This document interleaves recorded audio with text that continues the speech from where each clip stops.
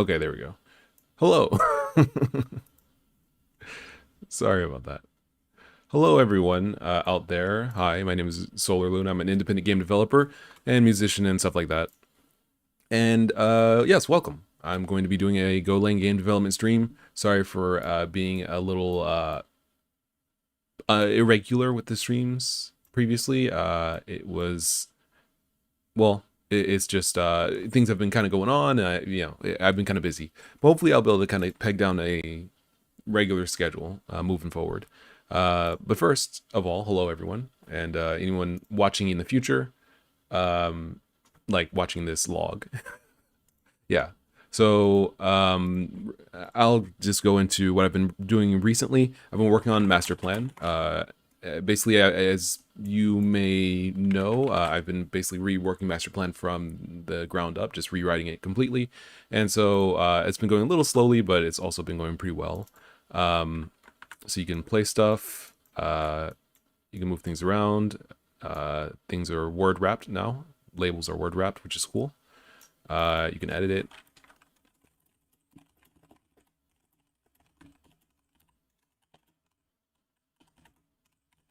It's not perfect, but yeah, it's getting there. It's getting there. It just has to. I just have to keep working on it. But yeah, it's rather cool, I think, for what it is. Not perfect, but yeah, it's definitely feeling a lot like the original master plan, while also feeling like an improvement. You can easily resize notes now. You can easily resize cards in general, so there's no real like limit on the way they are shaped or the way they look or anything. It's good. Conifer says, "And we're alive." Yes, indeed, I am alive. Hello, welcome. Yeah, so master plan's going pretty well. Just need to basically iron out some more things and keep working on it. But overall, it's feeling like an improvement, like a definitive step up compared to the previous iteration of master plan. Yeah, so that's cool. But today we're going to be working on the Load Runner like game that I've been working on for the past couple of weeks, past couple months, I suppose, at this point, which is Doorjamb. All right, there we go. So this is a Load Runner like arcade game that I've been working on for the past couple of months, and it's going pretty well overall. We have a character who can move around. We have enemies or an enemy that can follow you. You can go through doorways to kind of teleport around the playfield, and the goal is to get all the money and then basically move on to the next level. It's pretty straightforward. Enemies try to pathfind to you using A-star pathfinding, essentially, and overall it's pretty solid. Looks and feels pretty fun.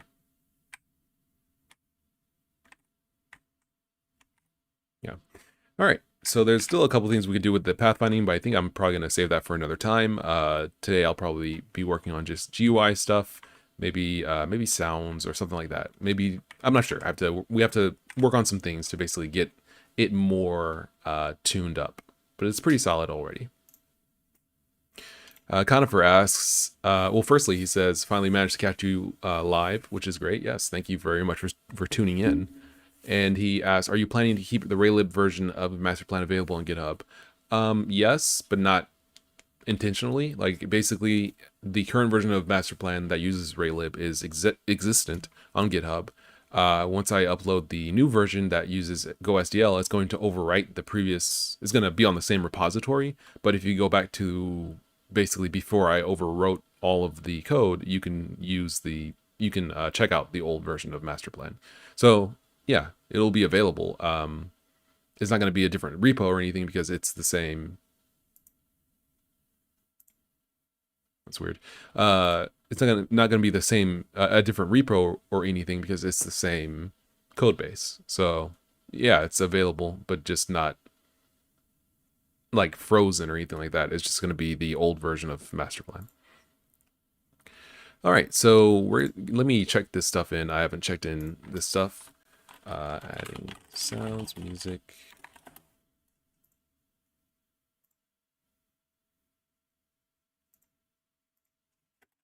Text rendering.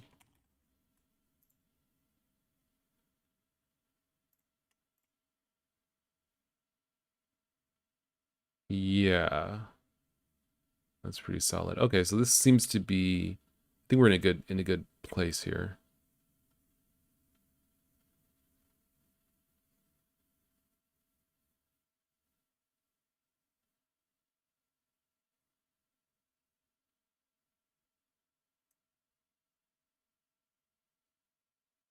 Wait, how are we doing on, let me see here. Hold on. Andrew Gutierrez says, "Yo, what's up? Hey, how's it going? Welcome to the stream, indeed." Okay, so we're sitting at 8% CPU because I'm doing this little wavering background effect. That's kind of unnecessary. I think it's better to have low CPU than just a very minor visual thing. So let me go back to the level waver image. Yeah, we can just cut that out.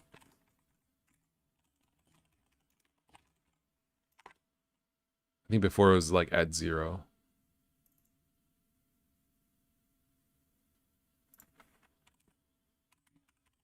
Yeah, so without the effect that wavers the background image, it is sitting at 0 to 1% of my CPU. Whereas with that effect, it takes 8%, which is kind of a lot because my computer is a six core processor. So when check through HTOP, Conifer says, let's see. I don't have HTOP. Okay, hold on. Let me grab it.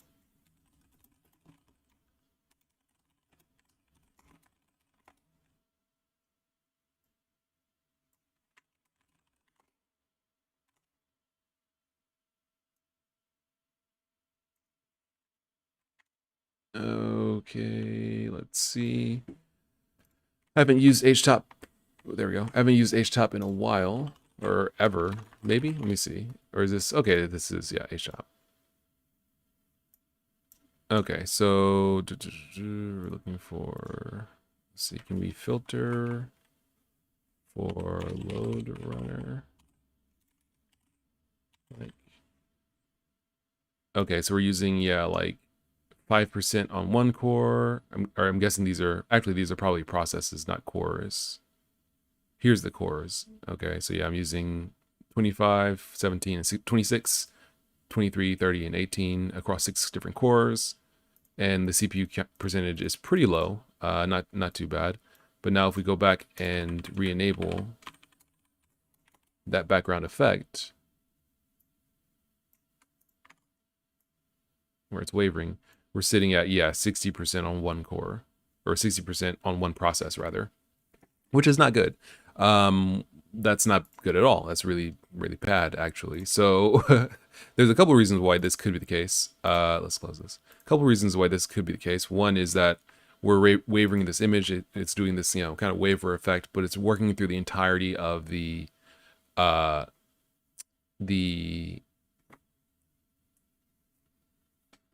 surface. Basically, the way that this works. I wish I had the new version of MasterPlan with whiteboards and stuff. I don't. I have to work on it still. So let's bring out old school MasterPlan. Oh, I keep forgetting that I messed up the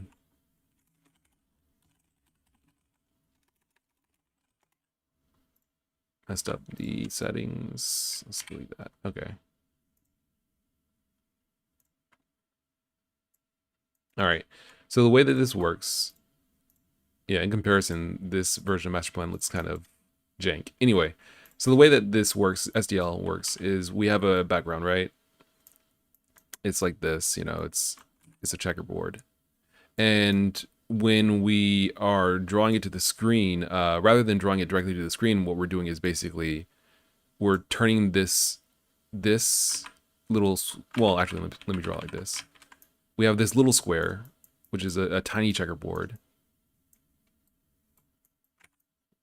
There we go. Tiny checkerboard, and we basically turn that into a big square that's our screen, right? So that it's a big checkerboard, right? It's a big set of checkers like this. Then when we waver the screen, what we're doing is basically wavering all of the lines so that instead of being straight like this, they go like this, essentially. That's slow. What we would rather do, probably, is something else. There's another way to do it. I think rather than drawing it like this, it might be better to draw it directly to the screen wavered rather than wavering the image and then drawing it, because basically we're taking the checkerboard, tiling it across the screen, then taking that tiled background, wavering it to a new texture, and then drawing that texture to the screen. We could cut out the middleman by drawing the wavered background directly to the screen, but even still it might be slow because it's just doing it kind of slowly. So we'll see. In other words, we'll see. We'll see. Let's go ahead and give it a shot, see if we can kind of keep it low on the CPU, keep it low in terms of CPU usage, while also giving a nice nice visual effect. If we can keep it at like 1 or 5 CPU percentage or whatever it was like before, that would be great. So let me go ahead and pull up some music first.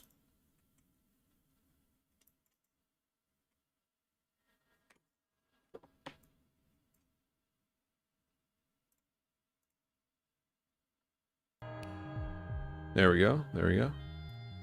Conifer says, here I thought Raylib's usage spiked to 23 to CPU and GPU is a lot. Ha, yeah, no. This is definitely bad and definitely could be better. So let's see if we can figure something out. So if we go to level, we're wavering the image, then we're drawing it to the screen. Would be better if we were just drawing it directly instead. So let's try, because we might want to do this sometimes. So we're creating a surface, then draw. Yeah, this is all pretty bad. Let's do this instead.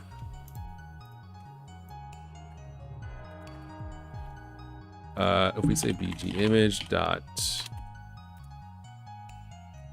level dot bg image dot surface dot y. Okay, so math assign waver rate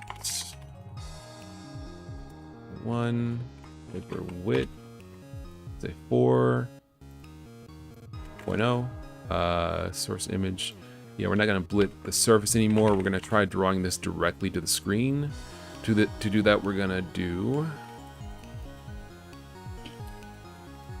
this. We want source. We want dest. We don't need to copy X, actually. We can just do copy. Okay. So source is going to be a rect. It's going to be 0, it's going to be y for the y, and then the width, actually this could be,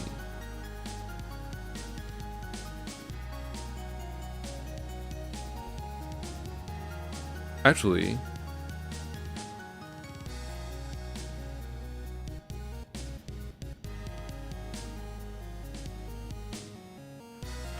let me think, hold on. Well, let's just start with something simple. So we're gonna start with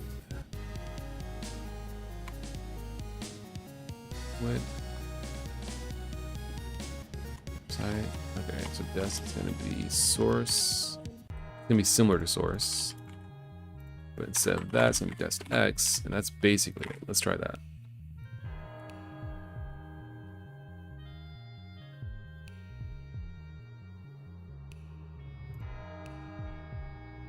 Okay, so it is kind of working a little bit.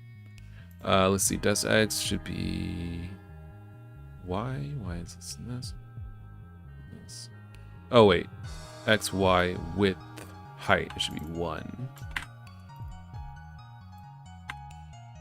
And then this should be y. There we go. That's what was missing. Let's try that.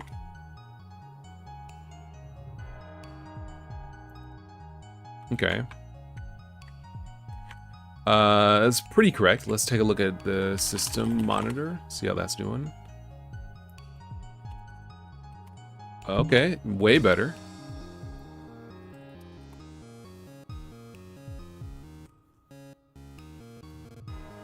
Yo, that's insane. Are we actually sitting at like roughly the same CPU? Yeah, it looks like. Cool. All right, well, that's rather simple. Yeah. Cool. All right, so let's do this. We can make it so it doesn't waver quite as wide. Let's make it waver a little bit faster. We can kind of let's do a couple more measurements. I want to see what it's like here.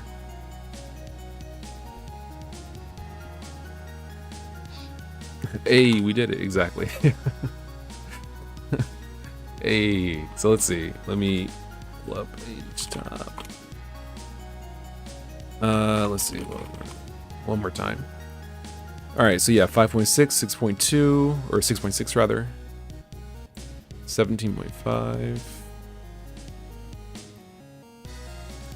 All right, so it's it's basically wavering between like 5 and 10 CPU, a little bit under 5 sometimes, a little bit over 7 sometimes, but for the most part it looks like it's going to be around 5% CPU, which is very good in my opinion. That means that when the game is done, it probably would be like 10% maximum, and my computer is pretty powerful, so that means that you could probably run it on like a toaster, which is great.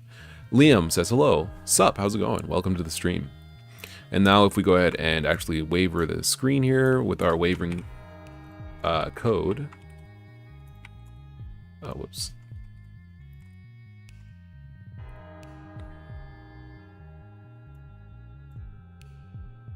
Now we're sitting at 8.4%, 9.2%, 9.1, 7.2, 6.6, 5.3. So it's roughly the same.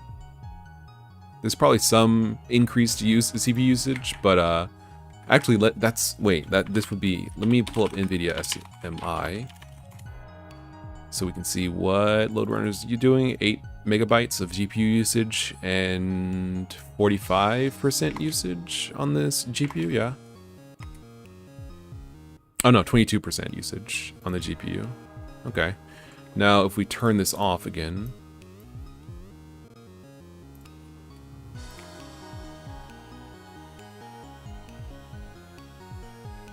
don't need this one.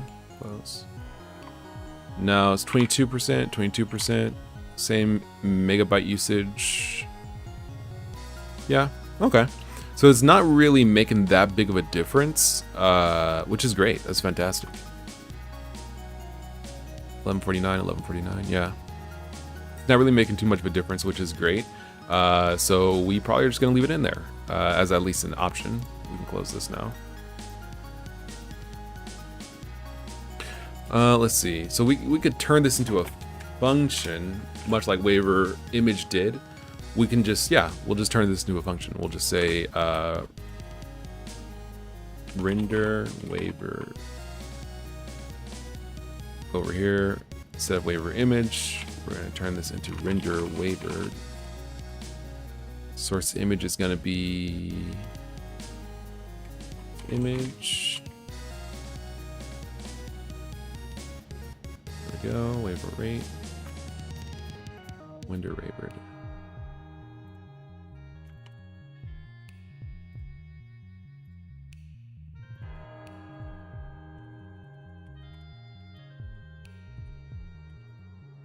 Rate is a mean 5, width 2. Yep.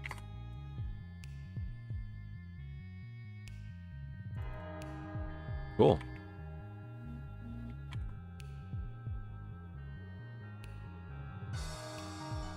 Very nice, very nice. What if we did it a little bit more?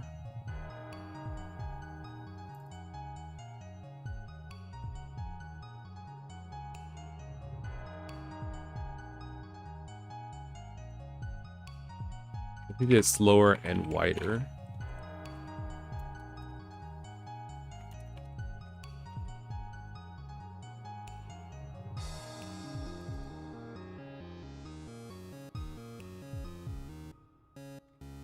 That's too wide, but the effect is pretty cool.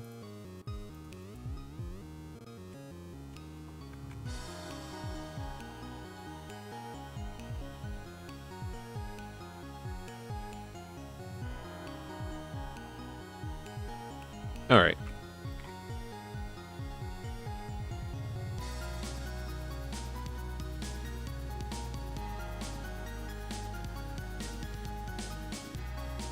Oh, that's what I'm looking for. I was wondering what the...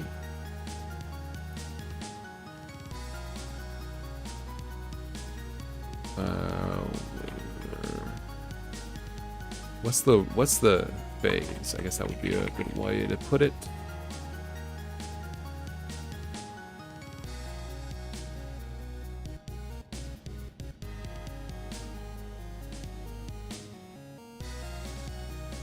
All right, let's try that.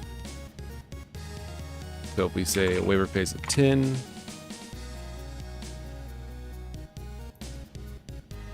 kind of turns into noise. If we say a waiver phase of like 0.1, there we go. Yeah, I was wondering like what's the missing part? Now this is feeling very SNES.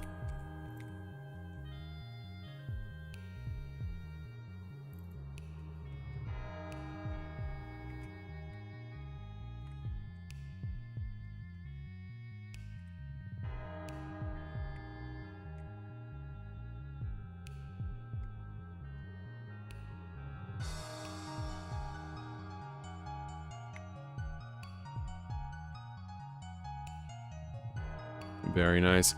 Conifer says, I'm really curious about the difference of CPU and GPU usage on macOS. I found that there is quite a difference on my main PC and my MacBook. Well, I'm not sure if SDL uses, not Vulkan, but rather Metal. Behind the scenes for the rendering API, it might be that it's using OpenGL, which is deprecated. That might be why it runs differently. I know that macOS, I experienced problems with macOS and OpenGL when I was making Gearend. I'm not sure if it is improved or if it's just if it was just me not optimizing it enough. I'm not sure. I would probably say it's me not optimizing it enough, but I do think that OpenGL isn't particularly handled very well on Mac. So if SDL uses OpenGL on the back end, I don't know, maybe that's what the problem is. It could be that it's basically like rendering in software on macOS, and that's basically why you're getting like 23% CPU or GPU usage on Mac. I don't know. It's something to consider. Well, I guess I'll have to consider it. If I'm making this for Mac, I'll have to see how it runs. Yeah, okay, so this is pretty good. So this is good.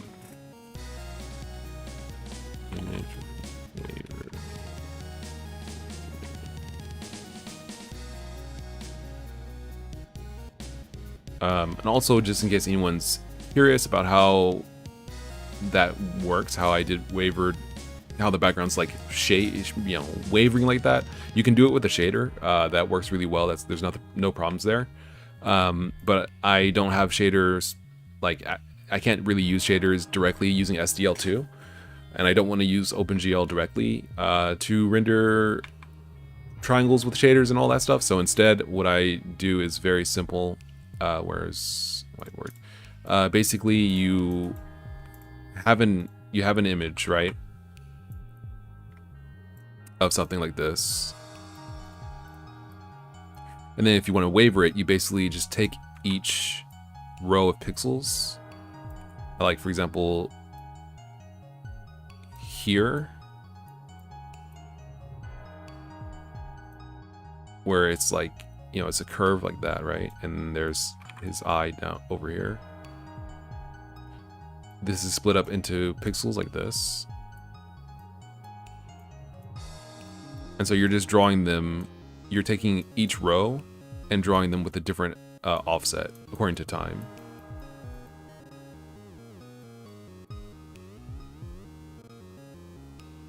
Like that. And so that creates this wave effect.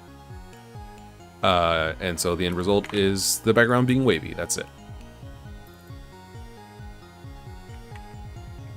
And so this is kind of how Ebiton also does it in their like mode 7 example. It just like takes an image and then like does some perspective stuff to like draw the image with differing like widths to give the effect of like 3 dimensions. It's very convincing and it looks very good. It has a very definite feel, and it feels good. Like it feels, visually interesting. But that's it. All right, and that's probably because of my relatively low resolution. That's something I can do. But if you were doing something in like full HD, you would probably just use a shader because that would be faster. Vishan, what am I making? This is a 2D arcade puzzle game where you try not to die. It's a 2D arcade puzzle game where you're trying to get all the money while also trying to escape the level while avoiding enemies. Very similar to Load Runner. All right, so this is going pretty well. Let's implement some GUI elements, one of which would be the money count, essentially, like how much money you've collected. So what we'll do is we'll put that in the level, I guess, or maybe we'll make a new thing for this. We'll make a GUI.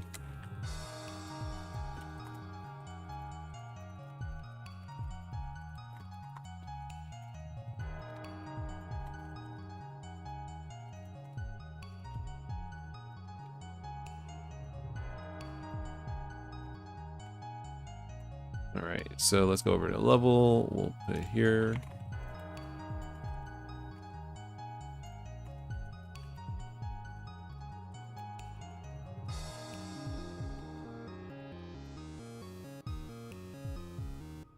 Oh, I forgot to put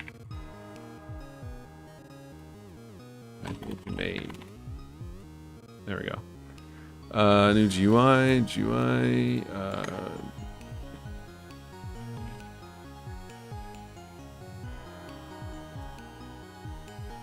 I guess we just do this. There we go. Let's.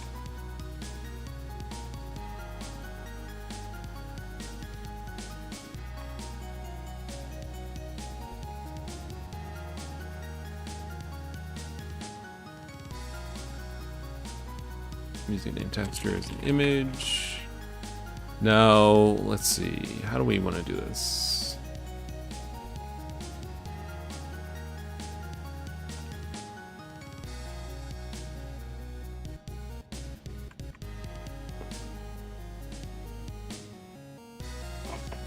Let me think about this a little bit. So the way that the GUI works is like if you're drawing text or something like that.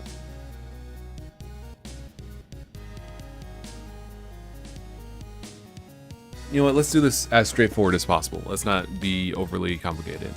Let's not make things overly complicated. We'll just say level.gui.texture equals this.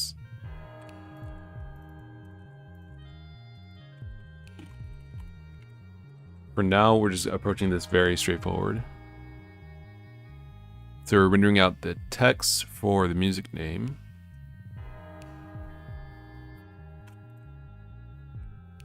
Okay.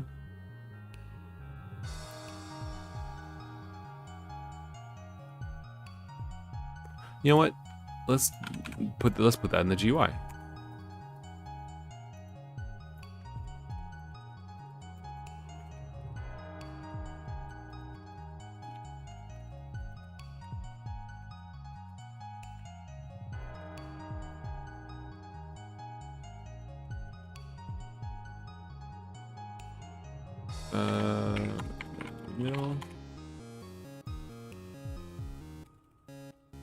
Let's see. That was stupid. That was unnecessary.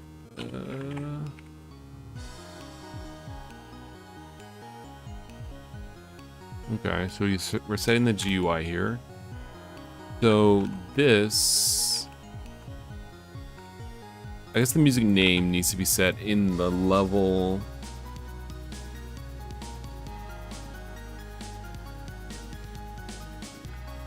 Load process.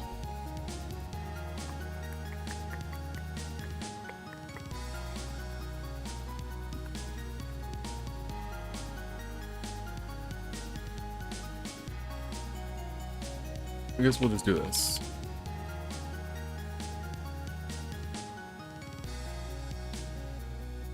Okay, so we got the BGM name.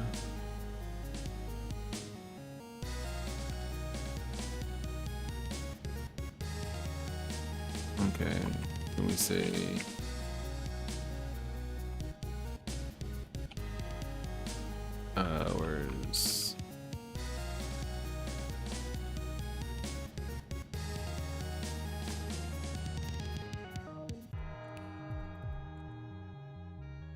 Okay, so the BGM name is set. So here we want to render out the name as necessary. We just can point directly to it. Okay.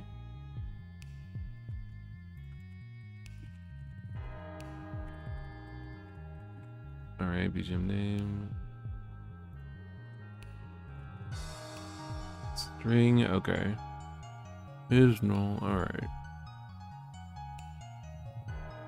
Okay.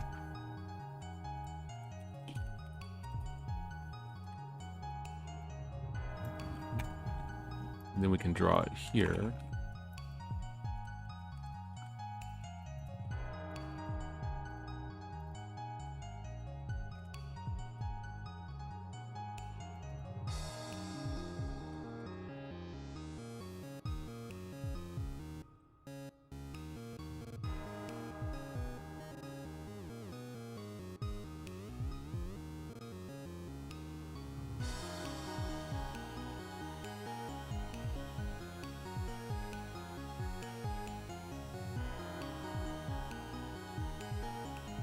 All right, so that should basically work.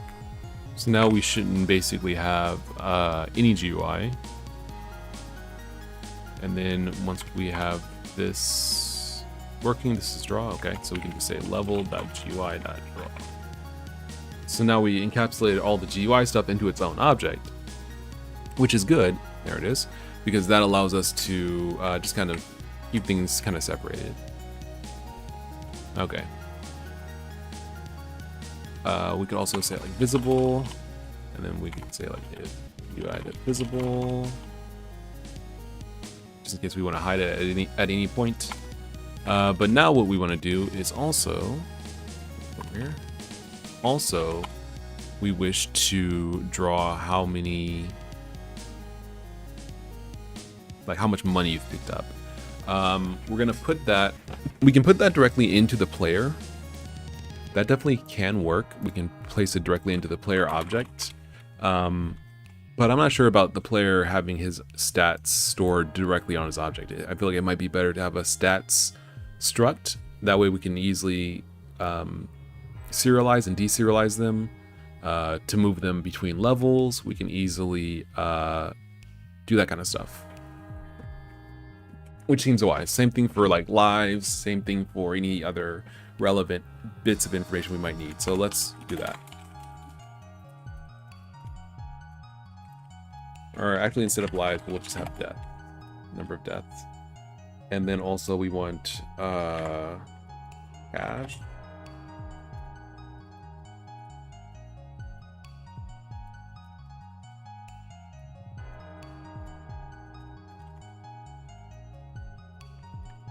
Something about, I don't know why I'm making so many errors when typing now. I think just having the microphone in my way is kind of like, yeah, that definitely helps. Just moving it around a little bit. I was typing a little low. All right, so this is fine. We also want like a serialize option that returns a string, and then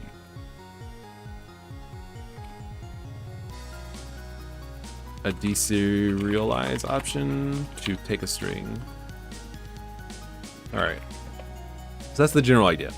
Now what we want to do is put that on the player.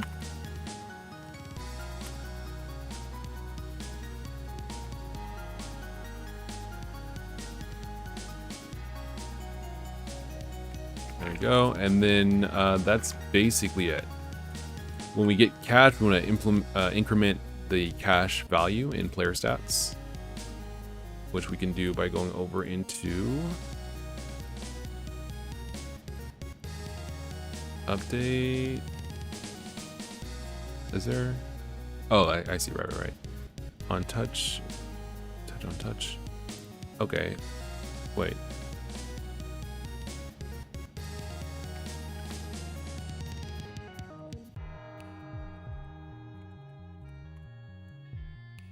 On touch. Yeah, there we go.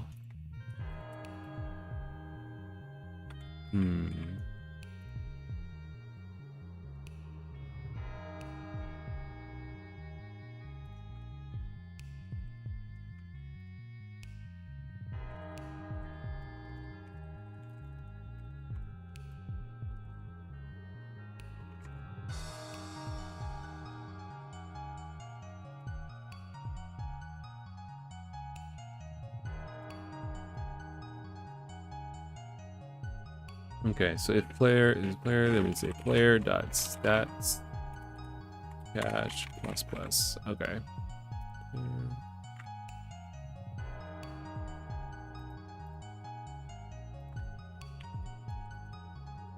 All right, so that should give us kind of what we're looking for.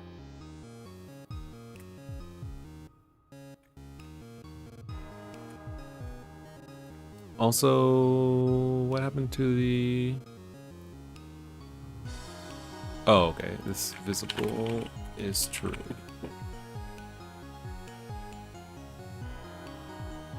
All right, there we go. So now what we want to do is basically say level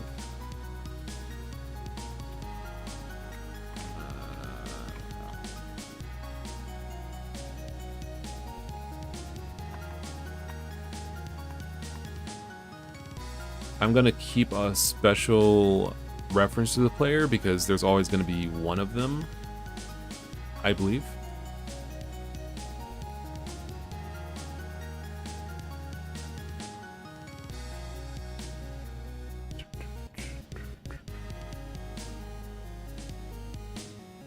Where is ya boy, the player? There it is, okay. Level.player, player. Okay. Alright, fair enough, fair enough. Now we want to say in the GUI,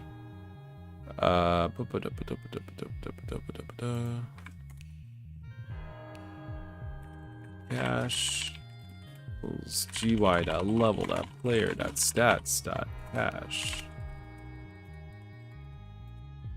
So then we should be able to see it in the GUI as we go ahead and run around. Okay, 2, yeah, 3. Okay, so yeah, that's it. That's basically all we need to actually expose that information. Now we just need to actually render this out to something. Now, the way I've been doing this before is with this system where it's like, oh yeah, you render the text, you store it in a texture, and then you draw the texture, right? It's easier to make a function that does this for us. So we make a text renderer, and then you can call like render text, and it would basically give you the texture back, or change the texture as necessary. Let me think for a second. Yeah.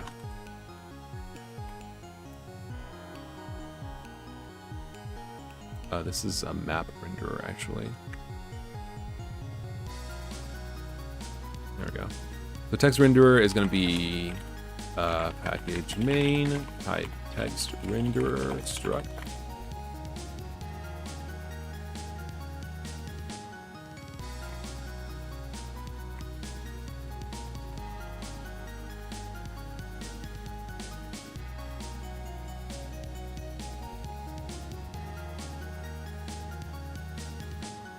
Why is it?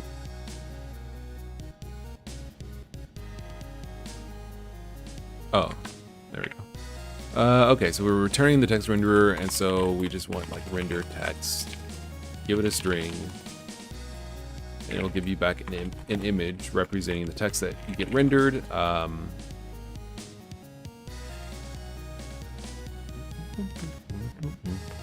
Poniper says, I've been wondering, in your opinion, what are the advantages of using Go in game dev? I don't know if you ever talked about this before, so apologies. No problem. I have talked about it before. In general, people will ask sometimes. It's no big deal. No problems with you asking. I think it's easy to use and it's fast. It works kind of as you expect, and it's relatively simple. That's kind of it. Like you know, there's some things like, for example, with Lua, I know I tried it out and it was, there's some cool things about it, but there's also some things that are just like really unnecessarily complicated or just undefined that seem really basic, where it's just like, it's kind of not documented what it will do, or maybe different compilers do different things, different interpreters rather do different things. And so that's kind of indicative of the kind of thing that I don't like in programming languages. Like generally I want not very much, and I want it to be very like, this is when you do this, this is what's going to happen.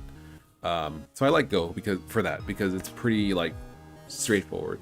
You remember about me tweeting about Lua? Yeah, that's basically how I feel. It's like, you know, you have a table and it's like, oh yeah, it can represent an array of values, and then you like remove one or set one to nil, and now it's completely just thrown out the window as to what it represents. Is it an array? Maybe. Is it a sequence? Kind of.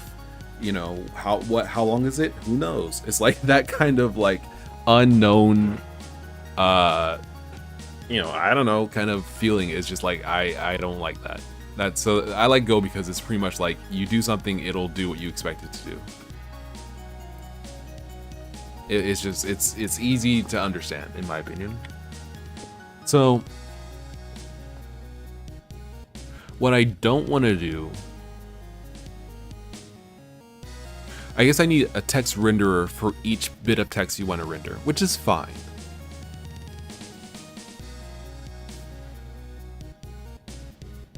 Imagine a table within a table that holds a 2D table. Oh yeah, I'd rather not. Yeah, I mean, like, there's some cool stuff about tables. Like, I like the idea that basically you only have this one thing that does everything. I like that. I like that concept of just like, oh yeah, tables can be arrays, they can be maps, they can be objects. But when you don't like create the functions to kind of treat them like that, now it kind of gets weird, because it's like, oh yeah, can you compare, you know, can you compare two tables? And it's like, no, because they're objects. It's like, all right, that's, I mean, like, you know, like equality. Can you like compare them to be equal? No, because they're objects. Okay, but if they're maps, then you should be able to, right? Like if you were to compare a map of, you know, some set of values versus a map of another set of values, you should be able to compare that. So they don't have to make those kinds of functions, but it feels like the Lua specification or the Lua library doesn't quite have like everything for those things. It doesn't quite have everything for maps, everything for dictionaries, everything for lists / arrays, everything for objects. It's kind of like in the middle.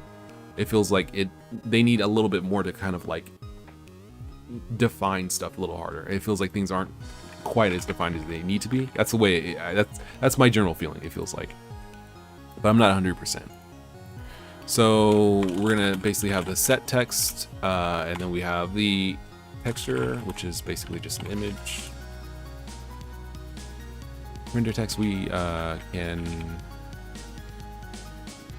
yeah, okay. The text is not equal to, oh.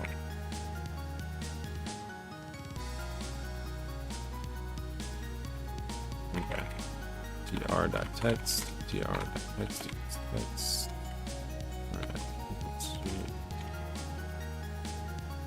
Okay. So this is a general idea here. Let me go over here. Where's render text? We're just going to grab all of this because we probably don't want to ever render text directly. We're going to want to go through this process.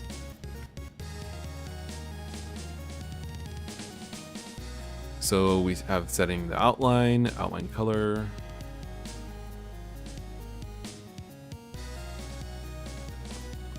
This is going to be STL colors.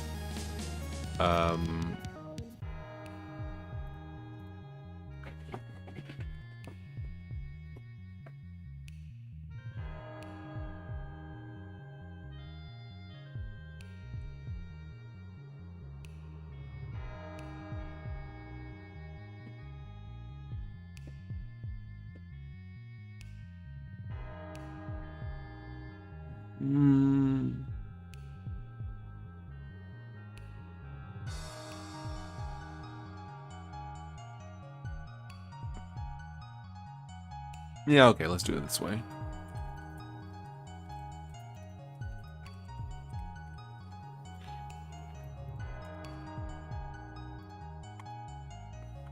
Alright, so if text is not equal to tr.text, then we basically set it. Outline color. Conifer says, I used to be in love with Go. It kind of died out after I was struggling a lot. Only now I came back to try gamedev again. First ever attempt was with Love 2D, but the code was such a mess I hated it. Yeah, and that's kind of the thing I didn't really like about Lua. It was like, I don't know, I bounced off of it. I never could get quite, I could never really dig into it. I'm not sure if it was just like well, I think there's kind of multiple parts to it, because I've been working with Go for a couple of years now, a few years. And so I'm familiar with like the import system. I'm familiar with, the syntax and all that stuff. But when you learn a new language, it's like, oh, how do I import something? And you're like, do I have relative imports, or do I have absolute imports, or how does that work? Are packages stored in like a package folder somewhere on my hard drive, or is it like directly under the project? So learning all that stuff makes it's harder to learn that stuff, even though the language itself might be relatively simple. So I tried to get into Lua, but I just couldn't really do it. Alexi says, I'm sure you've answered this before, but why did you leave Goto? It's just kind of a big, engine for bigger games than I'm trying to make. / it's developed kind of slowly. I think that it actually has developed really rapidly. It's just that the changes that kind of happen are not really the changes that I'm interested in or that I need. So if I'm running into a problem, or I'm running into kind of some friction, I might report it, and it might be years before it gets fixed, just because it's not that big of a deal, or it only impacts a relatively small number of people, or whatever. And so it's just like, I'd rather work with like my own code base and my own engine, essentially, where if I have a problem, I can fix it basically immediately, or work around it immediately, rather than having to just struggle with it for literal years. I definitely would recommend Goto. I think it's a great engine, but I don't like having to wait for problems to be fixed. And an engine that is existing tends to be big to the point where trying to like fix issues yourself is kind of like it's not really feasible. It's just like you have to learn the entire engine, you have to learn the entire workflow of building the engine and all that stuff. That's an entire month or two that you're going to be spending on that, as opposed to making your game. So it's just like and I made and am making Ikuya, I know who I am, in Goto, so it's not like I'm not going to go back to it. It's just I'm working on smaller projects and doing things myself in code right now, and maybe eventually by 2022 I'll be making Ikuya again by code rather than using Goto, or I'll be working back in Goto. So we'll see. I'm not down on Goto completely 100%, but I do think that there are things that need to be fixed regarding how it works.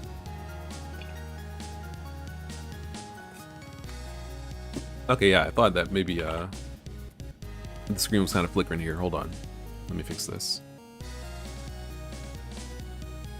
Okay.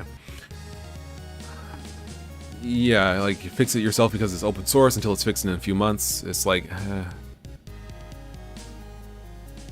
Confer says, gotta say, you're my inspiration for using Go and game dev, so thank you for doing what you're doing. Honestly, if you had a Patreon, I would insta-pledge. Yo, thank you. I used to have a Patreon, actually, but I wasn't putting anything out. This was like 2 or 3 years ago. I was putting something out like every couple of months, and like a video or something, and I just didn't feel like I was making enough to warrant people having the Patreon, so I just closed it. But since I'm back to doing streams semi-regularly, maybe once I pin down a schedule and get kind of a regular schedule going, I could put up a Patreon. That would be fun, I think. I'd appreciate it. Yeah, really. And yeah, I do think that Go is a great tool for game dev. I do think that there's a lot of great tools out there, a lot of tools, a lot of languages that I'm interested in. And I feel like a lot of people look to engines like Godot or Unity or Unreal for making games, but if it's not like 3D action platformer open world game, you probably could do it yourself. Like it's unless it's like 3D is getting into the realm of like, yeah, maybe you should use Godot or Unity, just because the process of making a game in 3D is so, there's a lot to it. But even then, I feel like there's a way to do it in 3D. But especially if you're making a 2D game, it feels like you don't need those engines. You can do it yourself.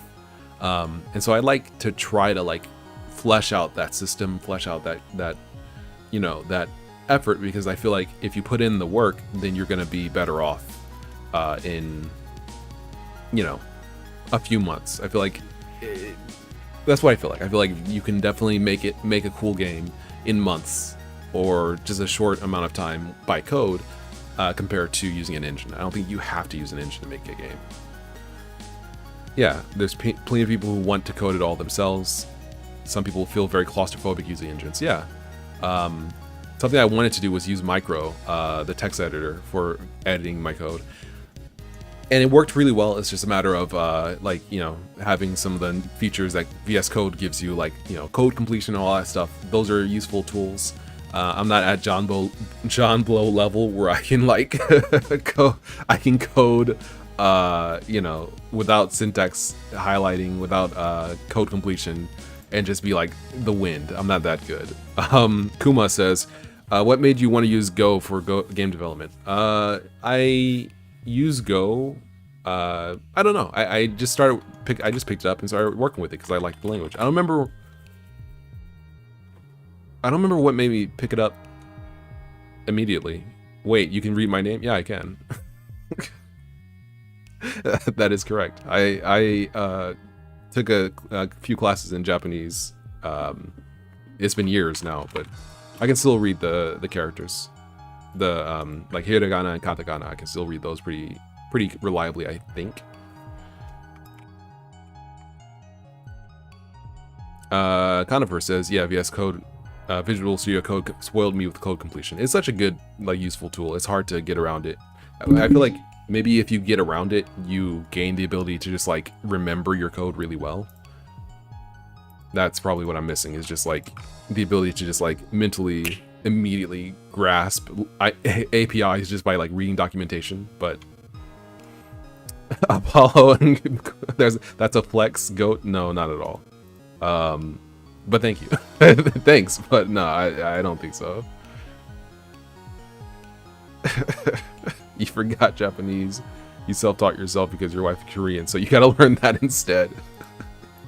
Oh no. He's like, oh man, so many languages. All right, I'm dying here. I'm just like spacing. All right, so what we gotta do here?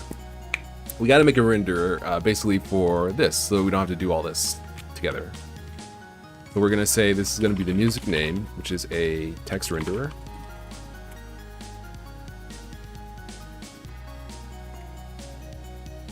There we go. We can just kind of like space that out a little bit. All right, so we're gonna say music name, BGM name. Okay. So we're gonna say GUI.music name dot render. Okay, well we'll change that wording later. But we want to render the name. We want to render it at this location.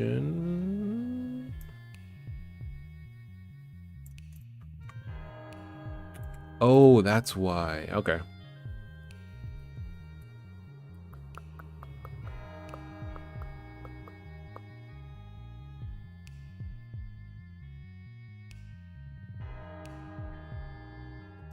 All right, here's what we're going to do. We're going to actually do this a little interestingly. We're going to do this, but without width and height. So we're going to be rendering it basically in the bottom right corner of the screen. We're going to use, for outline color, black. That should be fine still. And for inner color, we're going to be using white. That's fine. Don't need this anymore. We don't need even... Oh, wait. We still need to actually draw this little... This. Okay. Well, this is going to be a little tough, because now...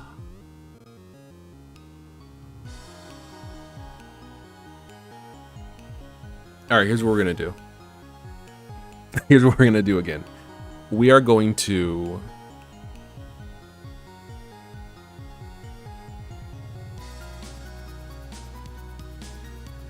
make it so that when we render text, it draws. Oh, we'll just do that. Yeah, okay. So we'll just render the text using the text renderer, but we'll return the image so that we can draw it to the screen. That makes sense. Okay. So it'll be something like this.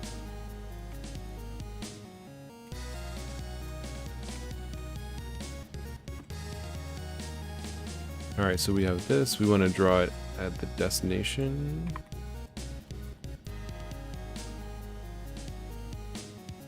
X and Y are in 32s. Okay. Oops.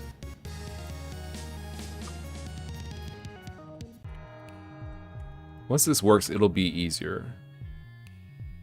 Okay, so we got the renderer. We just want to copy. So we can actually, yeah, we got that. And then we can also use this. Oh, then we don't need the X and Y. We can just do this. So we're rendering the text out, but only if the text changes do we actually change the render. Otherwise we return it. Okay, so we got text, we got, okay, let's return nil. This can be pointer, okay.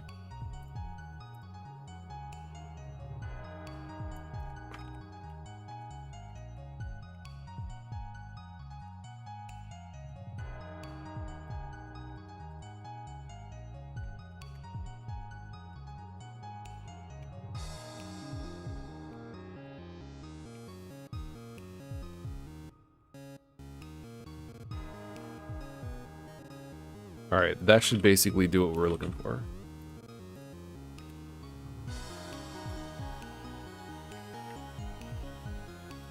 So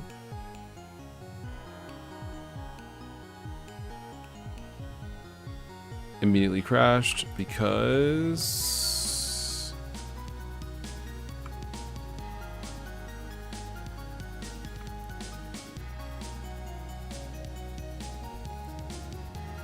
this didn't return one? Okay, okay, I see.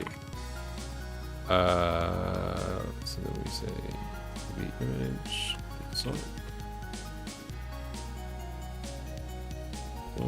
what was this? Turn. I did all that work, and this is like a super simple function. It's the same basically as it was previously. I don't even know why I did any of this. Anyway, let's go ahead and let's go ahead and go with it. All right, cool. So this is still working. Yeah, it looks roughly the same. All right. So now what we're gonna do is just take this same code. Let's actually clean up our workspace a little bit. We want to go to GUI. Let's close the others. There we go. Now we just do this and we just have a cache amount, right? That will be a text renderer as well. And so we just say we want cache amount could be also a text renderer. And then we say render.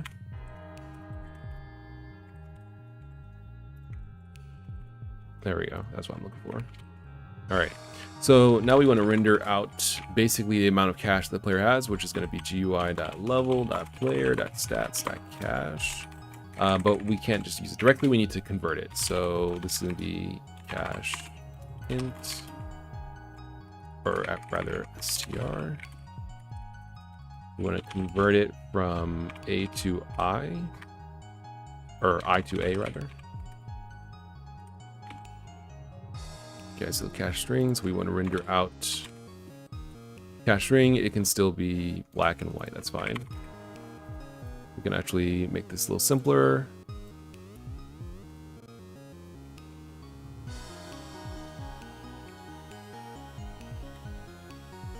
There we go. There we go. And then we go ahead and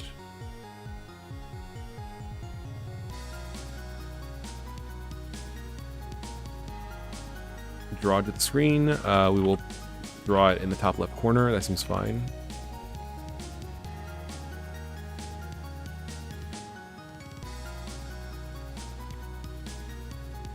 So let's get it rect. It's going to be, let's get a rectangle rather. It's going to be 4 by 4. That seems fine. And then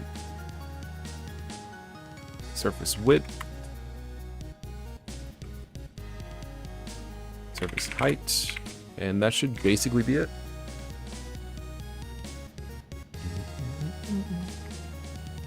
One, two, three. Cool. Excellent. Now, something I just forgot about actually. If we do this, if the text changes, then we need to dispose of the previous image. So we have to go tr.result.destroy so that we don't get a memory leak. For those who may not be familiar with what a memory leak is, in case you're watching this later or whatever, it doesn't seem like anyone in the chat is asking about it because it's probably pretty simple. You probably know about it. Anyway, a memory leak is basically where memory leaks. So you can see we have 37 megabytes of memory. It's slowly rising, which is not out of the ordinary because Go has a virtual machine, or rather memory collection, garbage collection. But memory leaks basically just means your memory keeps rising and it never falls back. So to avoid that, we want to destroy stuff that we overwrite. So like in certain APIs, if you have a function that like allocates memory for certain resources, those functions might also have a corresponding function to destroy or free that memory. In SDL2, you have free and destroy. Free for surfaces and destroy for textures, as an example. Let's see. Oh, Romet Toggleburst says, are you recreating the render texture every frame? No, no, because basically calling render on a text renderer will just return the image if it already exists and the text isn't different. Otherwise, it's going to basically render the texture again.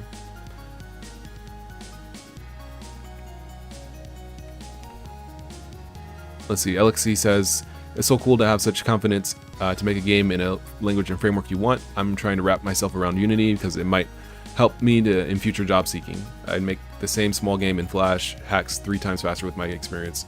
Yeah, I feel you. Unity is very like, a lot of jobs require Unity. Same thing for like Unreal. Well, not Unreal as much as Unity, but Unity's like they're both pretty good. Let's see. I'm just gonna call this here if image.texture is trying to nil, then we destroy it. Yeah, okay.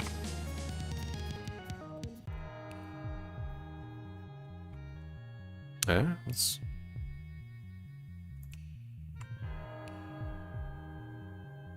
Oh. Psh. There we go. All right, so this should be working now. So 1, 2, 3. Cool. Let's get a little thing. Let's get a little thing for a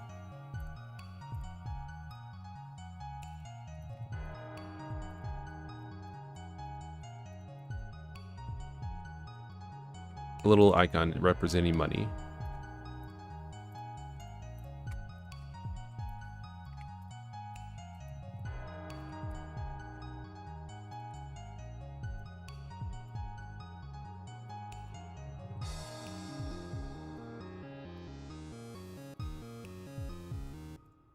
Let's see here. How did our general art style is basically no outlines. So let's see if we can not have outlines.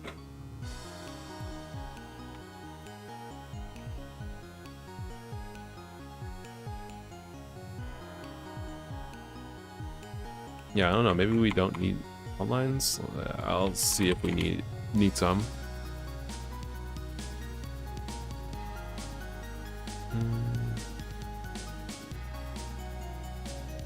I think it adds a little bit of a pop. I mean, I guess we could put it maybe in a black bar at the bottom if we don't want outlines. Having the GUI down here might be good.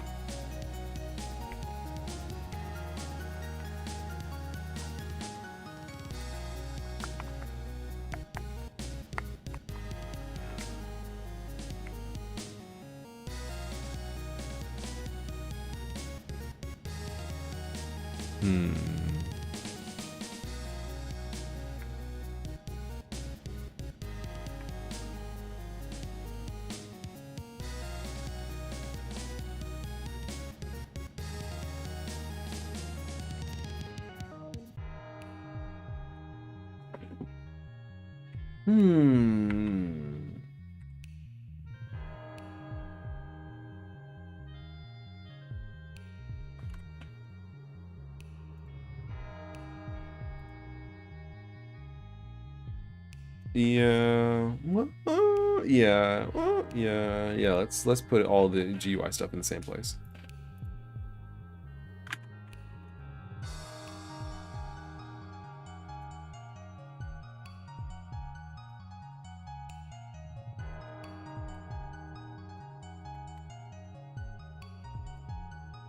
Let's see here. So we want to...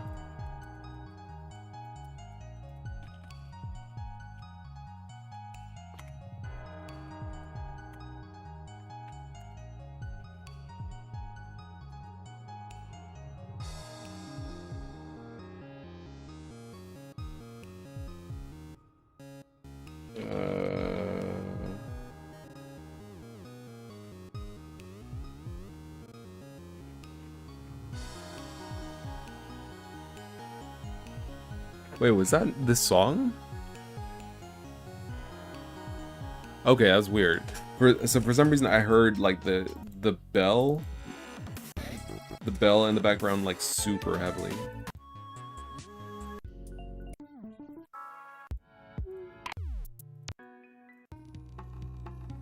Let's go with this.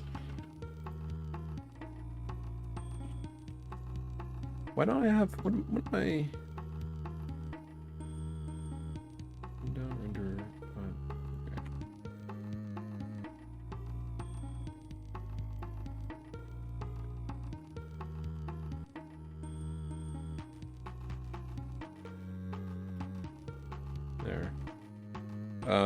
Let's see, game.width, or rather XY global game.height minus, we'll say 40, I suppose. And then give me like 40, yeah.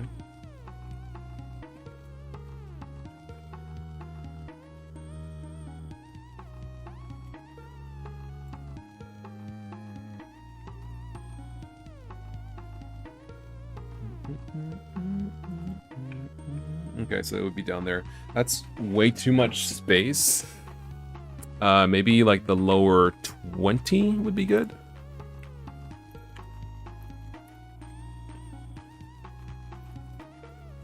Or, yeah, fine.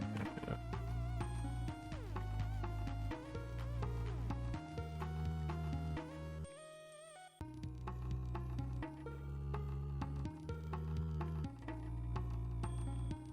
Also, this needs to be there.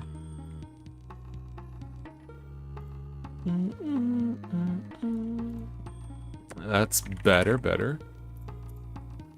Let's maybe make it a little bit taller and also fill this.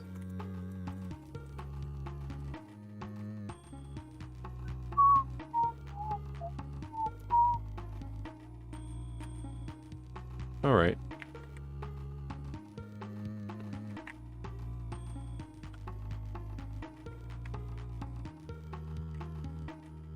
Okay.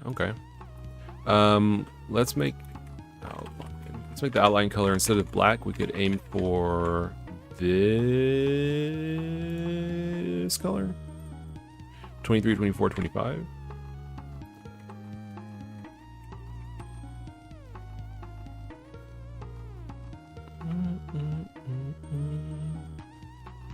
It's a very minor change, but yeah, it's a little there. Then this guy could come down here. Actually, Conifer says, are you planning to keep the money on the map static or make it move between up and down? Yeah, it's got to move around. It's way too static. Maybe with little sparkles and stuff. I definitely want to kind of clean it, make it look better. It's just I haven't gotten to that point yet. you know what? I think I don't want pure black for this. I think I'd rather have probably this color, which is, yeah, 14, 12, 12, something like that. Yeah, that's better. There's a little strip of like what clear pixel here, so let's give it a little bit more width.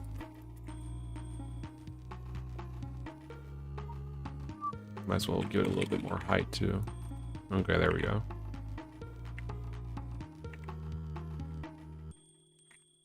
All right, so this guy, the money, can come down, and we can put the logo, the little icon there.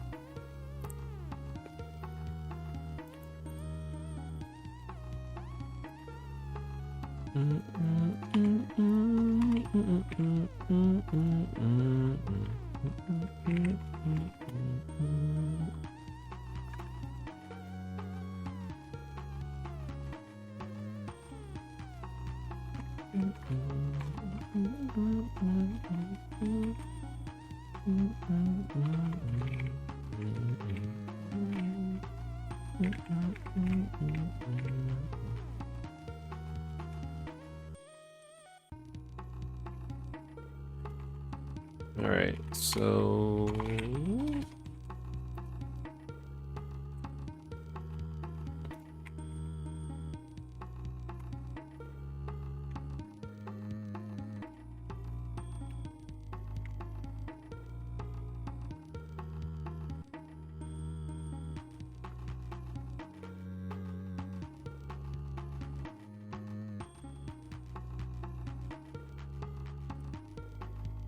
what is? Oh, that's the same little icon. Okay. So what we want to do is grab this one instead, which starts at 96,112. And then the destination would be globals.game height minus like 20 black area height.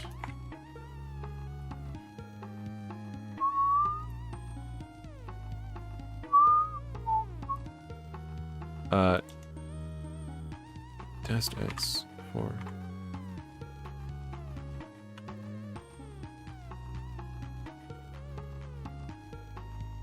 test.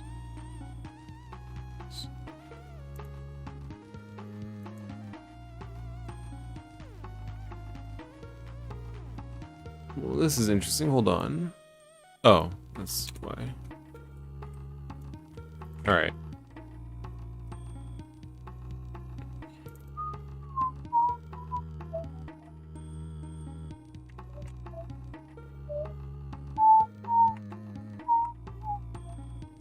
Cool. Can we like make this a little nicer? By which I mean,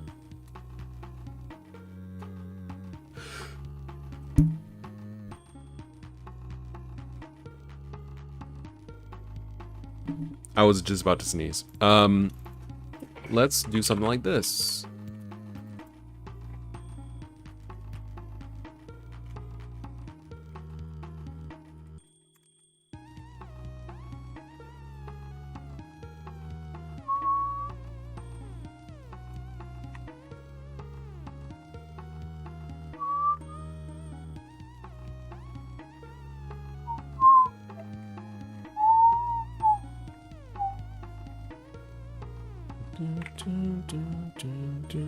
That's cool.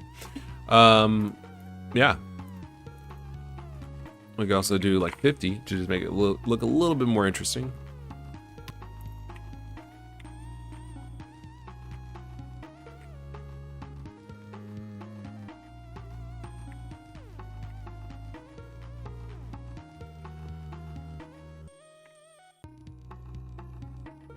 Very nice, very nice. If the goal is to get the money, like all the money in the level, which that seems like a good goal, it probably would be good if we got the target level cash amount, right? So that we could say like, oh yeah, you have to get like, let's say 6 pieces of, $6. And so you have 0 out of, $300 as an example. So in order to do that, we would go to level and we would basically say target cache amount. This is going to be an int. We're going to go over to load, and then we say level.target cache amount plus plus. There we go. Now when we go to GUI, we say, you know what? Let's make a function that basically says, give me the cache.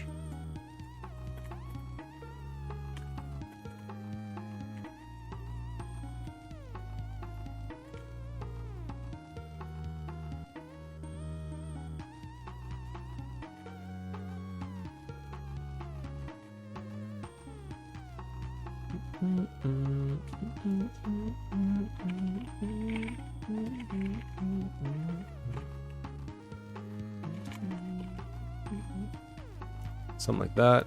So we can say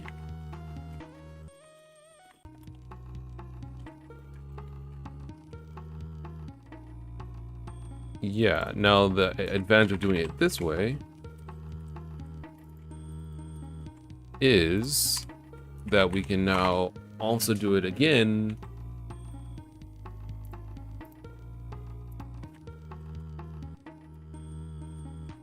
oh wait, yeah, that won't work. Never mind. Let's do it this way. Hold on.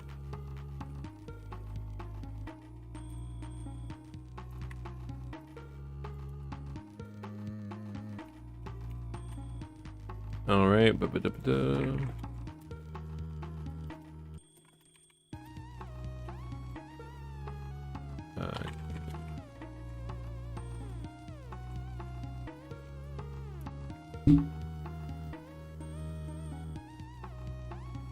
There we go.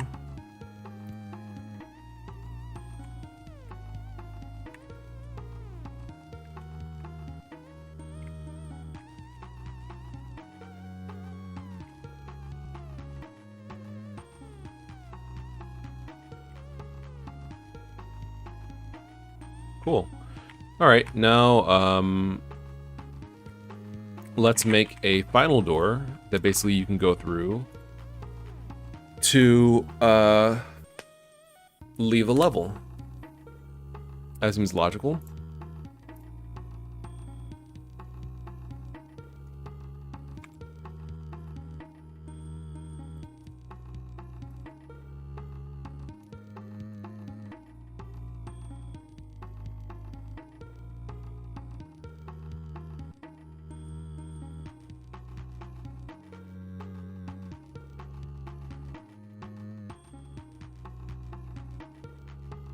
Let me see something. Hold on.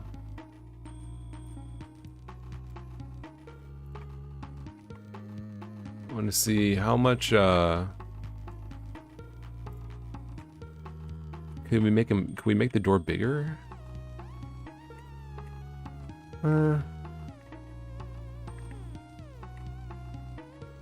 Yes. I believe we can. How do I, let me see, how do I position the sprite for the door? I don't want to have to do a lot more. It's 24 by 24.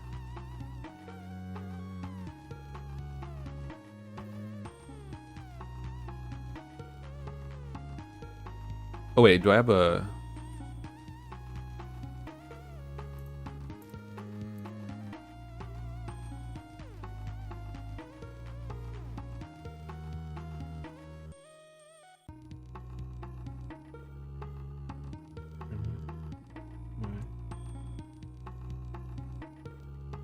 How do I position this? Oh, the entity is 24 by 24. I see. Okay. Indie Dev, hello. Black Indie Dev, how's it going?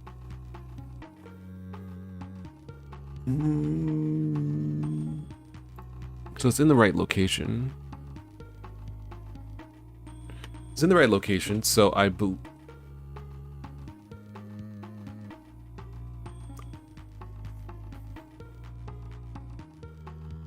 Okay, so if all doors are 24 by 12, let's not worry about it too much. We'll just make basically this be this, like, the special door.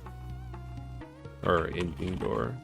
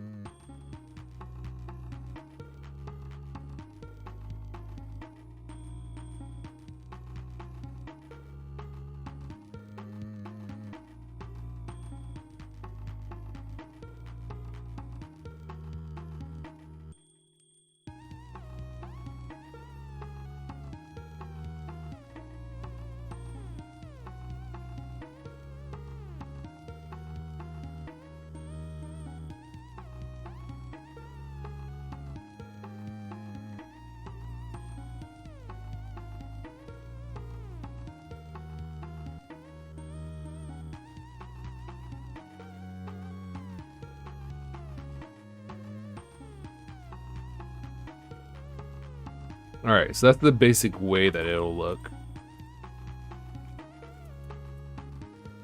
Oh, I think that's better, yeah.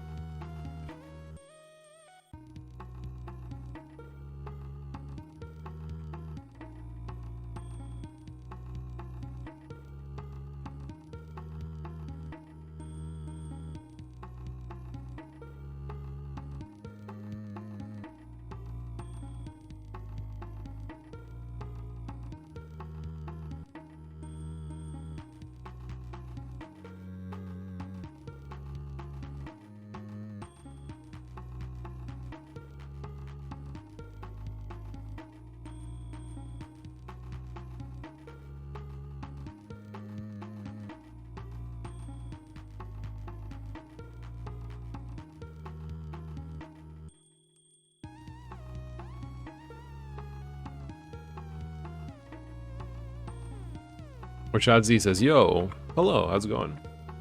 All right, this looks special enough. We'll go with this. I'm not gonna animate the rest of it because I don't feel like it. What we're gonna do instead, we can close this.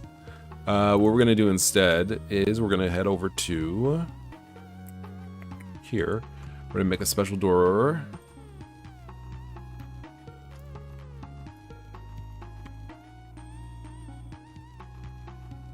It will be, we'll make the normal doors white. We'll make the final, or brown. We'll make the final door yellow. Let me head back over to Ace right here, the tile set. We can get a special door.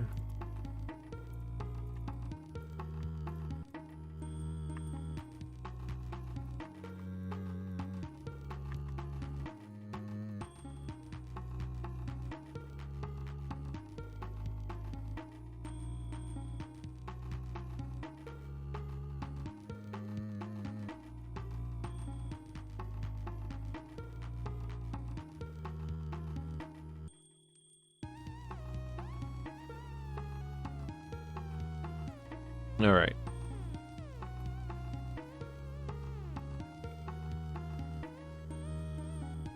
There we go. Okay. So as the final door, it doesn't have another door. We just are going to go into level 2, which is basically the same as level 1 in terms of... Yeah, okay, we're good. Same as level 1 in terms of... Actually, it should be horizontal. Yes. Level 1, level 2, level...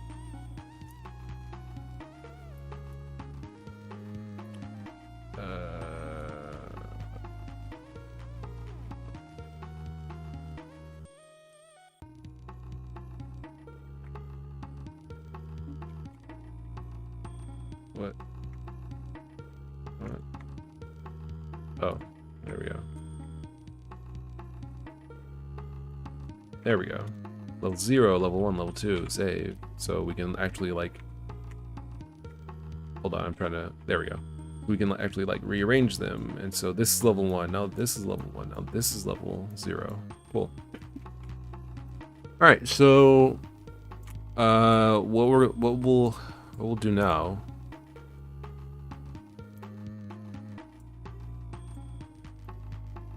Yeah, what we'll do now, we'll just go ahead and like make something real quick.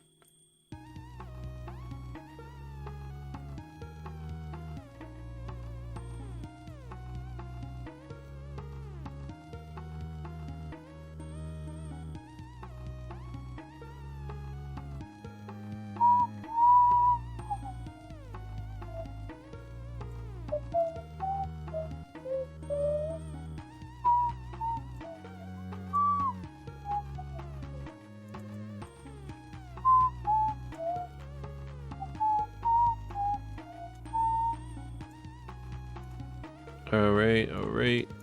What we want to do now is actually also improve the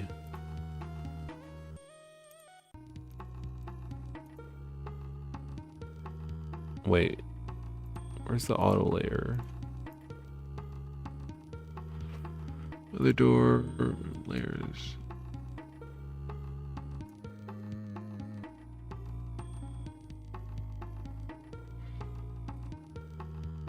Why? Oh, there. This is what I'm looking for. All right, so yeah, this is fine.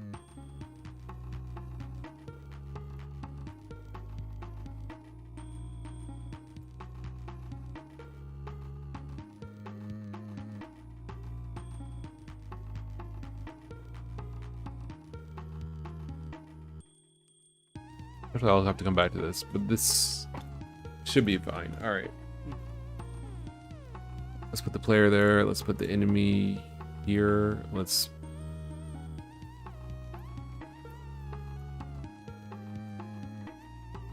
switch this slider up.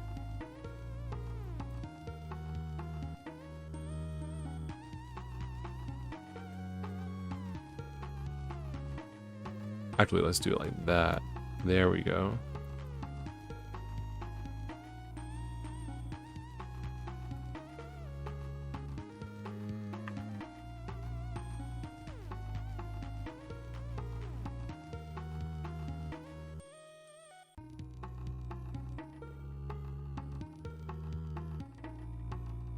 Okay.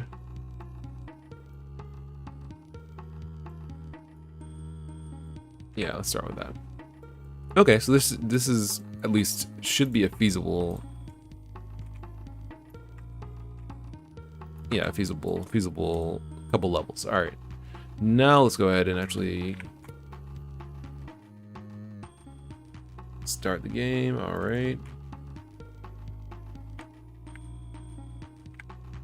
Yo, was this door always like this? Oh, I overwrote. No, wait, did I overwrite? No.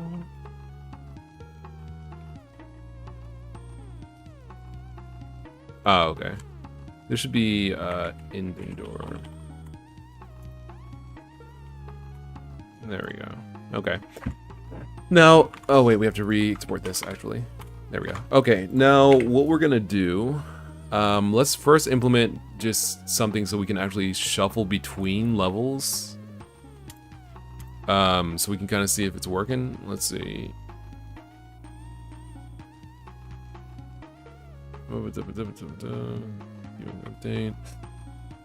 Actually, let me do this.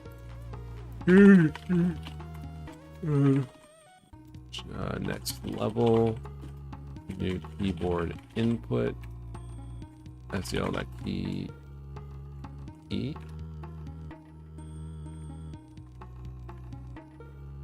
Previous level as key Q. All right. We're running. So we say if game.keybindings.action pressed next level. Game.level equals. Okay, so here's what we're gonna do. The game is going to have a level index. And so when we create the level, we pass the level index. And so when we do this, we just say game.level_index++. Game.level, this new level.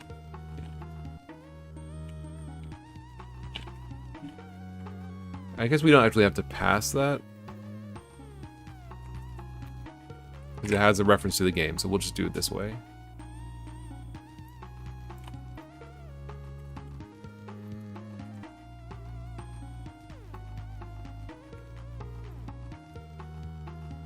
Alright.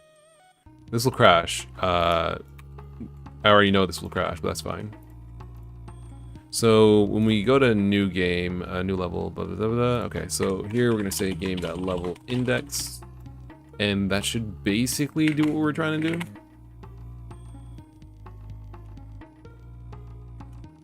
Yo. Alright, so we can actually cycle between levels. That's cool.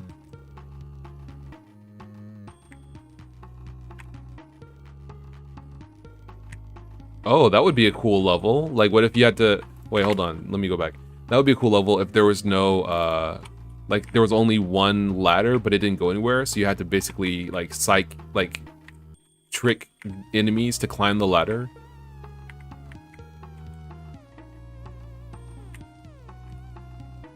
Like that. That would be interesting. Okay, I like that idea. I'm gonna actually implement that. This ladder can extend upwards, but there could be another one. Actually, let's make another level just for that. That concept. Can we please have... May I please have a... Would it be can I have a please have a full... May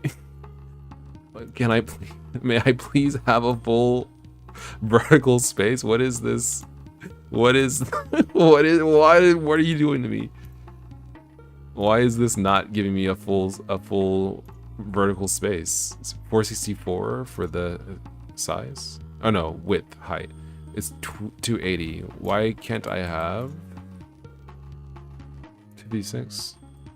224. Alright, I don't know. There. Interesting problem. Anyway.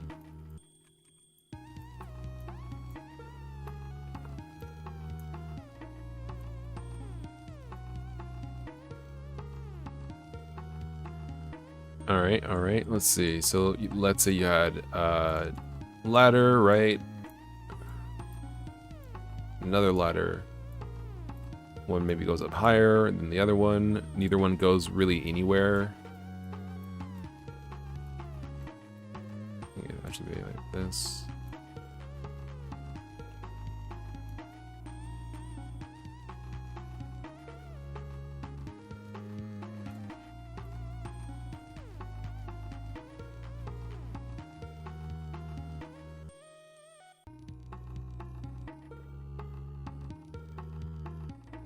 Something like that could be cool.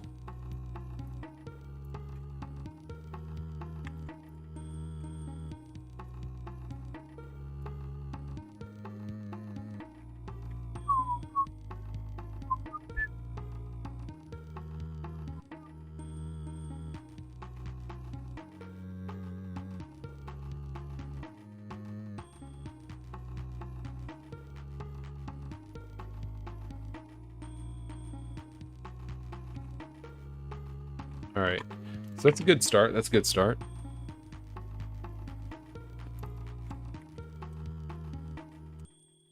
Oh, crashed because...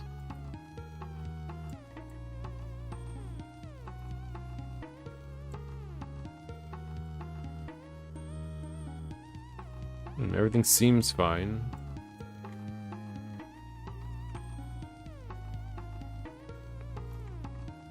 It can't path to the player in this.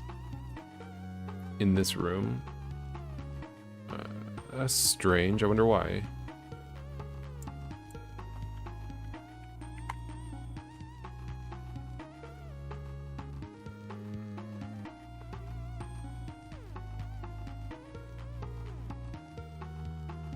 Let's see, is it because there's no player in that room?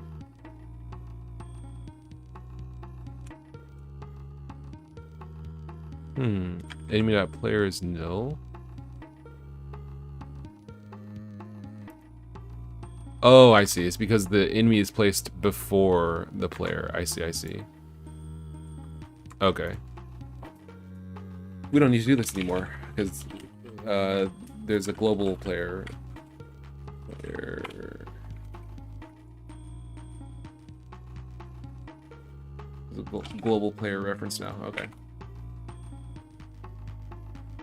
Or not global, but it's in the level. Yo, there we go. So, like, yeah, you have to, like, fake people out in this level. That'd be cool.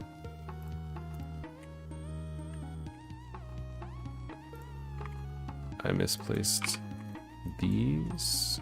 All right. So, yeah, this is a good start. This is a good start. So we need to make it so that basically the door opens. So I guess I will have to animate it. The door opens. Is there a door in this level? There is. It's down here, isn't it? No, I guess there's not. Oh, there it is. Okay, I just need to actually implement it. So, level, door. I guess I could just make it like a Boolean, but I want it to be visible. It's easier to make it a visible thing. And there's no other door. Delete that for final door. Okay, so door, else, final door, still a door. We'll just make it so that final is true. All right, so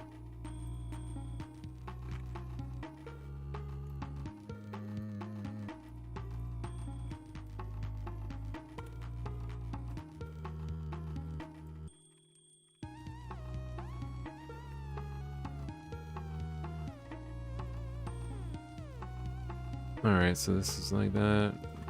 I don't know.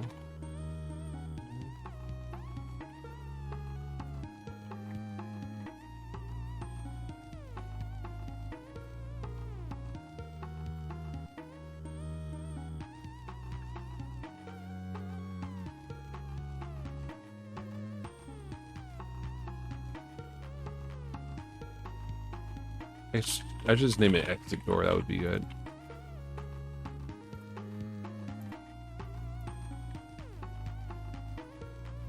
There we go. Exit door, exit door. This should be exit door.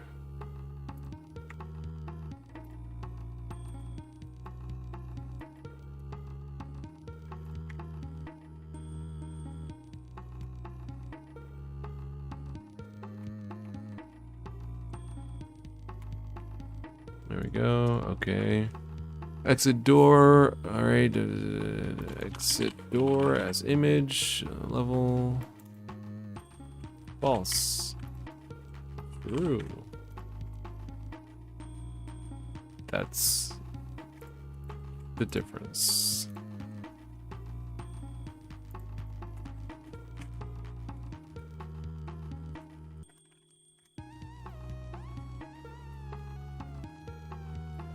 All right, so that should basically do what we're looking for.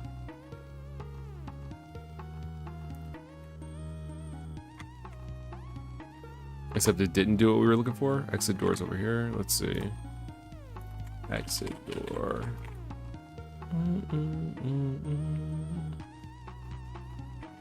Oh, it crashed. That's good. That's a good sign.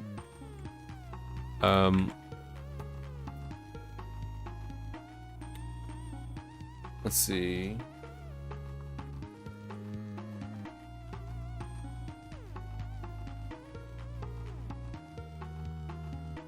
All right, I'm gonna make it an entirely new object because it doesn't work the same.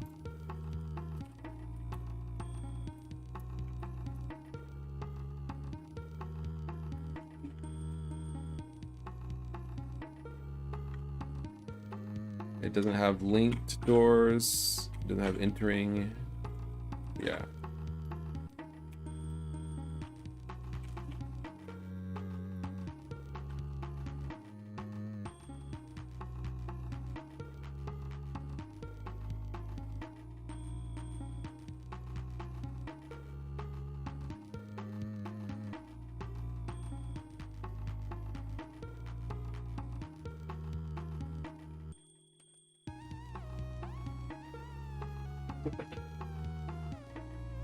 Okay, let's do open send. We're just gonna chill on that.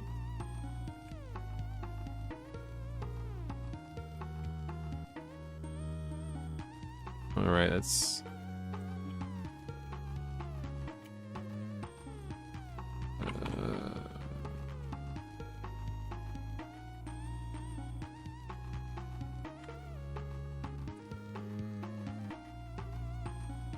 actually, we don't link anymore. It doesn't go anywhere.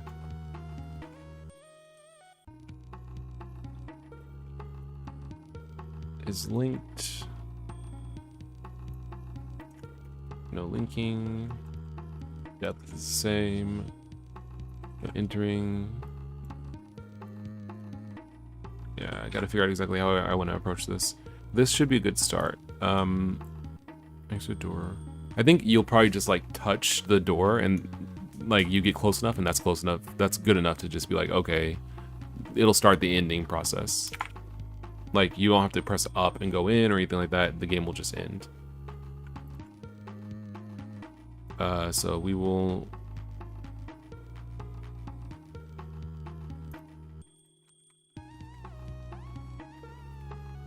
Something like this level.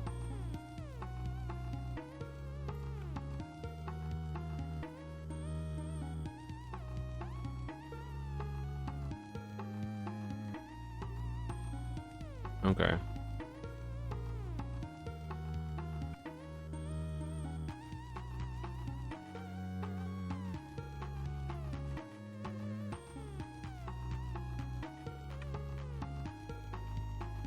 Yeah. All right, we're good.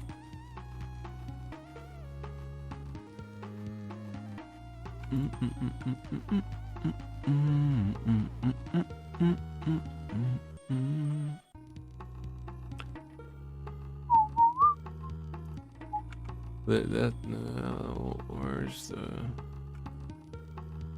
valid memory address? Is it this? That's the issue? Nope, it must be the texture. Oh, yeah, I just straight up didn't. That's right, I cut it out. All right.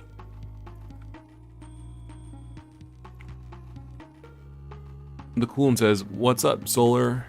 What's up, chat? Hello, welcome. Hi. Thank you very much for stopping by the stream. Also, very well appreciated. How's everything going on your side?"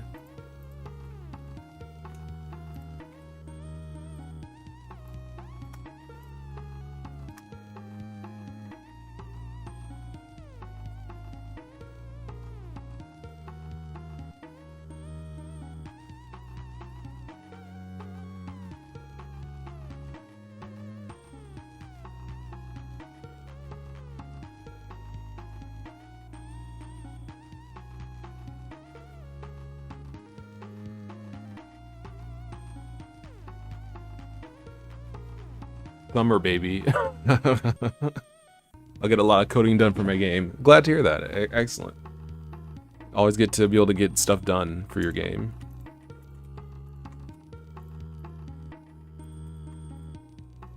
I feel like that's better. Yeah, that shadow is a little aggressive.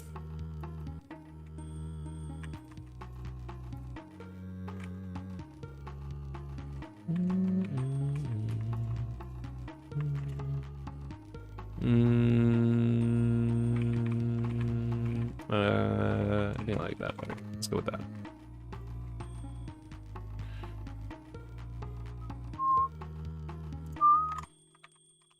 Alright, so we actually don't need to export the JSON for this because it's the same timing and information. Actually, that is incorrect. Is it incorrect?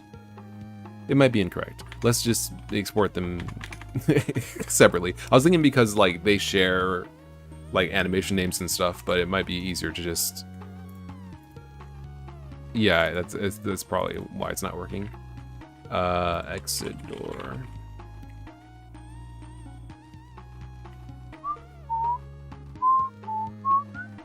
That is not why it's not working. Yeah, this is an exit door. Okay.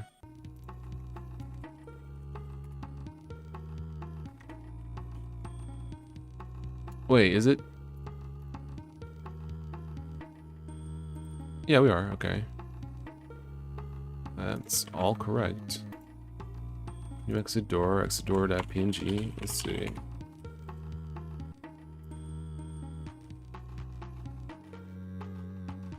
Okay, so it is being created.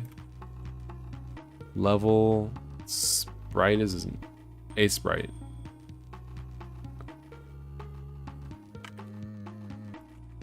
Let me take a look here. Let's see. Let's take a look. Maybe something else is going on.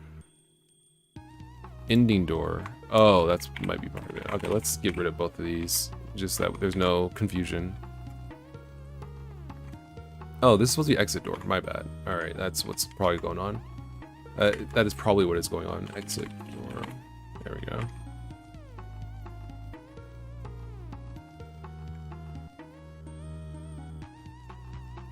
Okay. Yeah.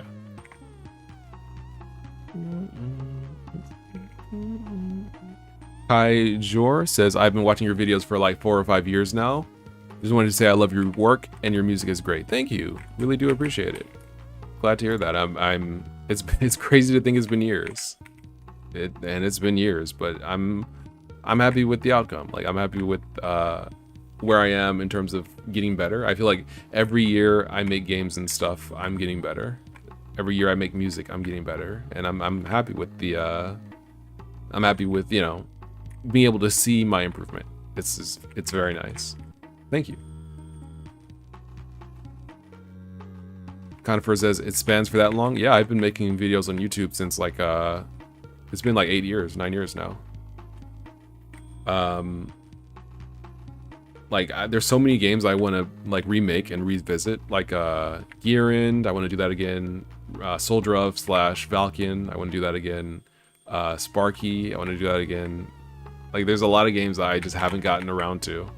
And of course I know who I am. I gotta finish that. Let's see. Brunak says this is so cool that this is written in Go. Thank you. Yeah, it is pretty cool. And I mean that's the upside of it. Is, you know, you look at your system monitor and, you know, you're using like 1% of the CPU and it's 36 megabytes and you export it to a executable and everything's bundled up and the thing's like 30 megabytes, 40 megabytes. I think I remember like doing it again after the last stream and yeah, it's 36 megabytes. Like it's a tiny game, dude. It's completely self encapsulated. You know, there's no assets or stuff, anything outside of the executable, and it's just like butter, dude. It's just butter. Like that's the upside of like doing stuff yourself, is that when you like do it yourself and it works out, and it's like, you know, everything's working as it should, and you get all the bugs, you know, like ironed out. You're making like as tight a game as possible. This is like the smallest possible way. Like if you were to make this with like Unity or Godot, it'd probably be bigger and it probably would be slower. The fact that this is using like 5% of one core is ridiculous. GSPT 4760 says, any reason for using Go? Yeah. Pardon me. Big yawn. Yeah, it's easy to use, it's simple, it's fast. Compiles fast. The tooling is good. Like, you know, there's a lot of tools, especially for like Well, there's a lot of tools like, Go formatting, like formatting your code and like doing running autocomplete, or like that kind of stuff where it changes your code. But then in addition, you have tooling when it comes to like downloading. Oh, I'm in the way. I didn't even notice my camera's in the way here. But yeah, there's better tooling when it comes to like getting packages from the internet. So like if you find a Go package you like, or that you need, you can just go ahead and include it really easily.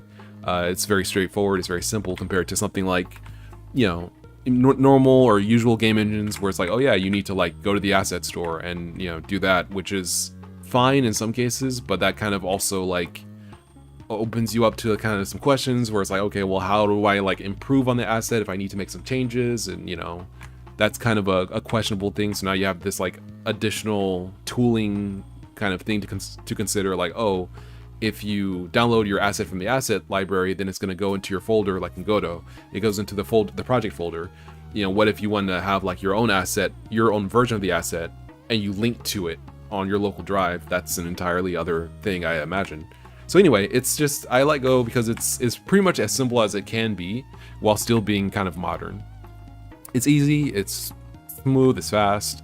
I haven't had any issues with like garbage collection, stuttering in the game, or anything like that.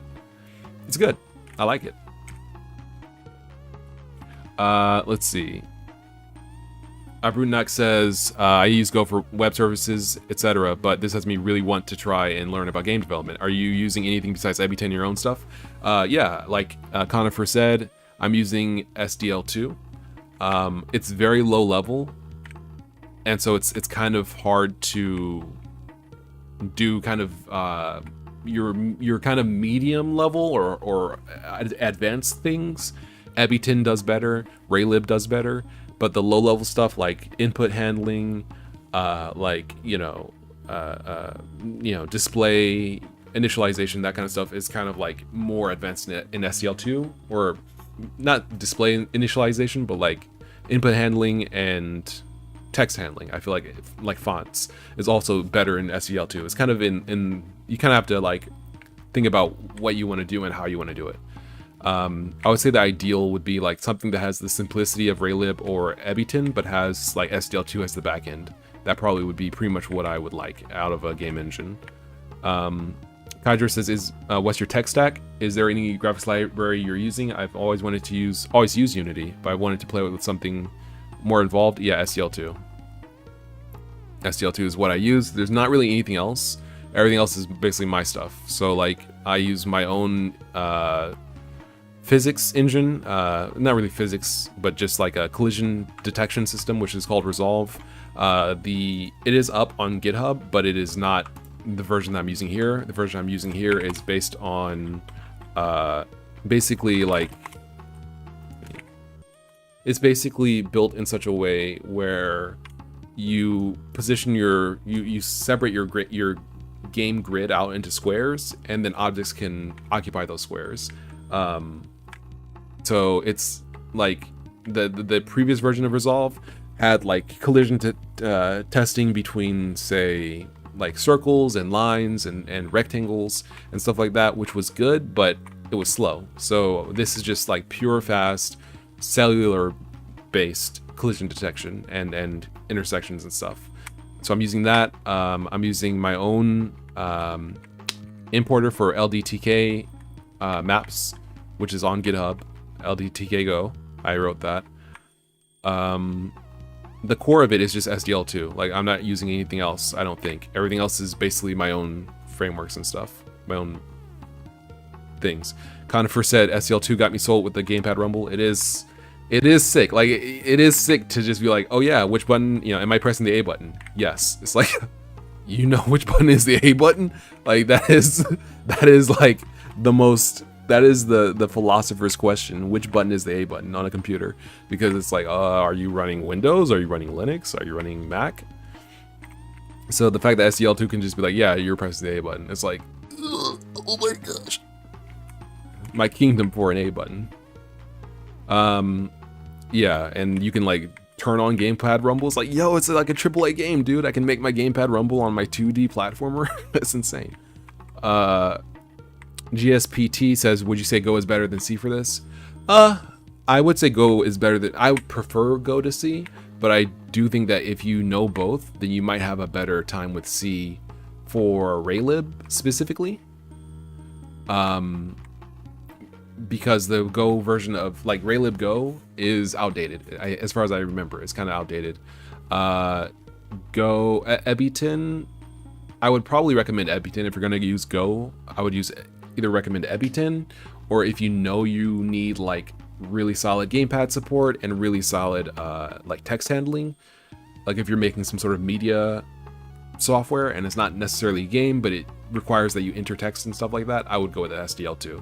So Ebiton, if you just want to make games with Go, SDL2, that's what I would use. There's other options as well, but SDL2 if you want to roll with like something more low level, but also that's kind of sick.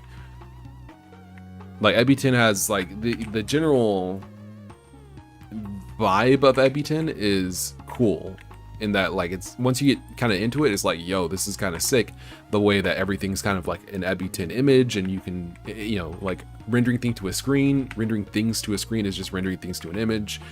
Cropping things is just like cropping the image. Like it's all images, and you can do like cool color matrix stuff, and it feels very like intriguing with the way he designed it, and it like makes me kind of feel like, and the examples as well make me feel like I'm making a game for a kind of old console, like, you know, an SNES, you know, a Super Nintendo or a PlayStation or something like that.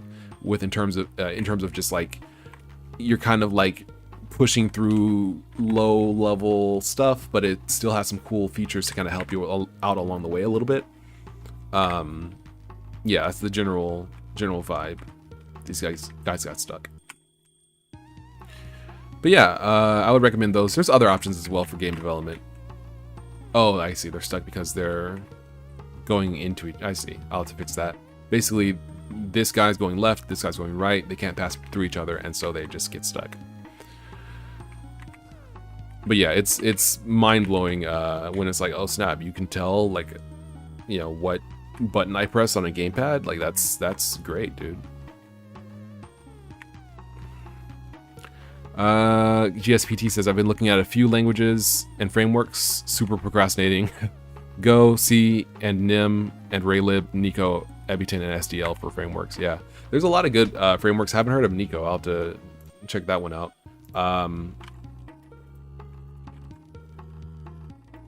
Like, Nim is cool, except I didn't care for, I think it was Nim Game, like the use of, like, what is it called? I can't think of the word, but it's like, not addressers, but it's like little tags you put above functions and structures and stuff like that. It just looked kind of messy to me. It felt like it was a little bit too much, so I just never got into Nim. But I liked how simple it looked. It looked really simple. So like Nim's up there for a language I probably would check out or recommend. V is one I would definitely check out. It looks a lot like Go. Also Odin. And there's a few others. Shield Hero says, hello, is this being made using SDL2? It is indeed. Yeah. And then for frameworks, Ebiton is, yeah, it's pretty good. Raylib is probably the best framework I've used so far, but I haven't used that many. I've only used SDL2 now, Ebiton, Raylib. And besides that, I didn't really use frameworks that much in the past. So like, but Raylib is like pretty simple. It's pretty much just like as simple as you possibly could do it. Shield Hero says, how do you make the waving background? That's a good question. I talked about it more in depth like an hour and a half ago. Like an hour ago maybe. You can go back there to see kind of me break it down more specifically. But the general idea is that basically you have an image, right? Let's say you're I'll just do it again. This is exactly what I did before. But you have an image, right? You have this guy, he's smiling. So you're going to draw that to the screen. So normally you draw it like this, right? You just draw it wherever you want. Let's say the screen is like this. So you draw it up here, right? And so there's this, there it is, there's the guy. Now, in order to make it wave, there's a couple of things you could do. One is to basically make it waver using a shader. Another way is to do it basically by just drawing the rows, each row of the object you're trying to draw, drawing them with a different X offset according to time, and you use a sine wave for that. So if you have a screen, right, and you're drawing this same square at the top right corner, rather than drawing it square normally like this, you split this up into drawing it into pieces like this. So you have like, here's the, well, like this. You split, after this, do it like this. You split the image up into rows like this. Then for each row, you draw it to the position you want, but you just offset it according to time. So it draws like this.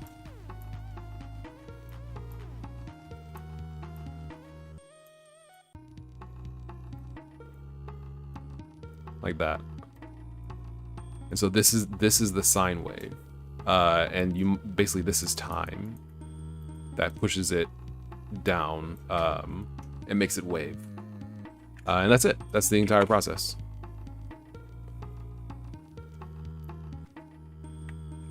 So in answer, to just like say it cleanly, I guess you could say, I'm drawing for each row of the background, I'm drawing it on screen and just pushing it to the left or right according to a sine wave. That's it. And so it gives the effect of a wave.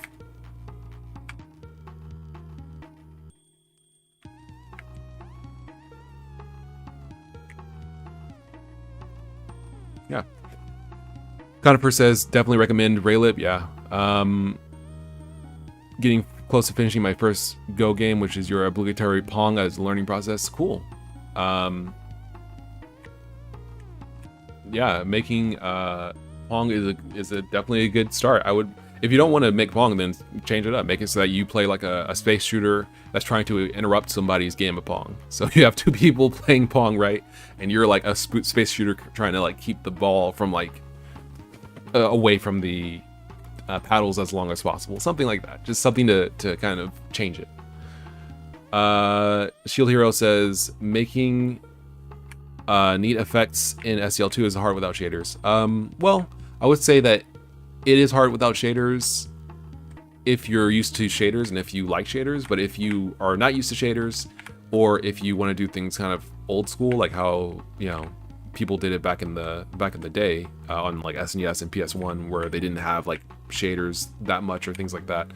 It's interesting to kind of think about, how can I do this without shaders? Because it's easy to be like, oh, well, I need shaders for this or I need shaders for that. But it's like, well, do you really need shaders? Or can you do it with just the tools available to you?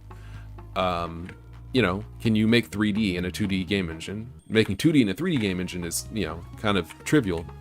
But if you wanted to make a largely 2D game and you wanted just one 3D element as an example, rather than like restricting yourself to making the entire game in 3D just for this one 3D object, you could use any 2D framework or 2D engine and then figure out the code to make an object look 3D.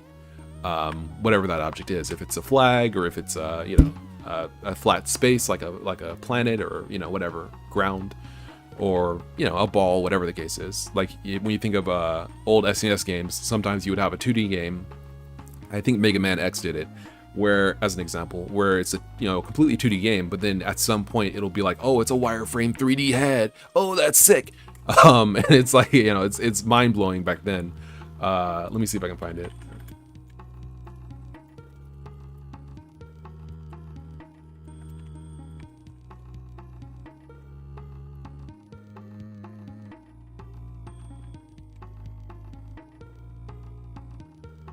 Trying to see if I can find it. I'm almost positive I remember this, but I'm not sure if I can find the sprite or the screenshot that shows it. But yeah, back in the day, you would have like, oh yeah, it's, you know, I think Mega Man X did it, whereas like you're fighting Sigma and like something happens where it's like it's like a little like table or something, and it shoots like beams that create like a 3-dimensional head, and that's what you fight. It's just such a cool, like, oh snap. But it's just for that one 3D, that one little scene. So it's like, if you restrict your mind to just thinking, if I want something 3D, then I need a 3D engine, even if the game isn't 3D, then you lose out on a lot of options. Whereas if you say, well, let me see if I can make that one feature, then, you know, maybe after a couple of weeks of working on that, you'll have that feature done where you can draw something in 3D in a 2D game, and you can obviously take that same fundamental code to any 2D framework and draw 3D stuff in the future. Shield Hero says, you know what I miss? Good old palette swapping. It's insane how hard it became using modern graphics. You could do crazy things with only that thing. You are correct. There was a lot of the stuff that was possible back in the day on, you know, 90s computers or NES, SNES, you know, old school consoles, that it's just not really that possible anymore unless you use shaders, which is a shame because you had, like, for basically the cost of entry, you had insane, like, abilities to make things look like rushing water, make, you know, obviously a variety of different characters or different items or weapons just by swapping the palettes. Yeah, it's interesting.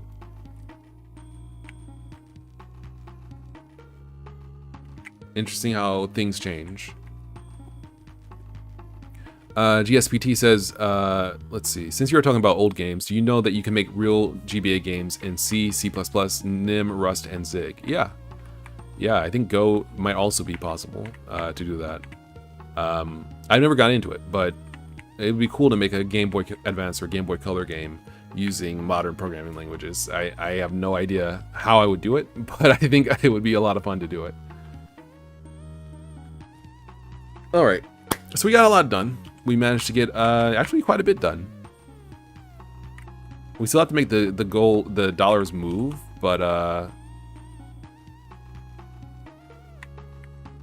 this is interesting. I always place the same number of dollar bills on each level, even though this level, for example, is bigger than the other ones. This has $350, this has $350, and this has $350. It's kind of interesting. I just subconsciously placed the same number of dollars. Actually, one last thing before I leave. It's been about 2.5 hours. But before I go, I'd like you to be able to land on enemies if possible. So let's see if we can enable that. The idea is, where's the normal? Or wait, check solid. Check. Okay, ladder, door. There's no ground. Okay, solid. Or what's the enemy? Their type is moving solid. Okay, let's try that. See if that works. Our Broodnak says, "Do you have a set streaming schedule?" I do not have a set streaming schedule. Yeah, I unfortunately I just don't have a set streaming schedule.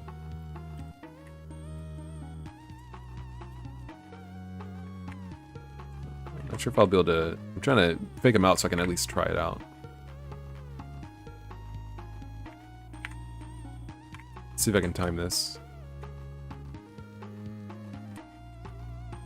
Alright, it doesn't look like it works.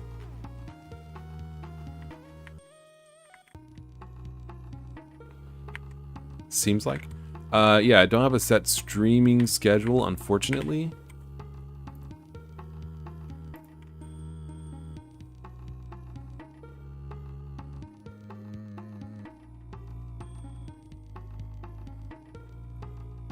Oh, actually, that's probably what's going on here. Hold on.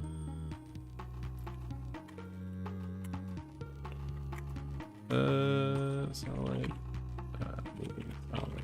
There we go. Yeah, I don't have a set streaming schedule. I'd like to make one, though. I'd like to make a schedule.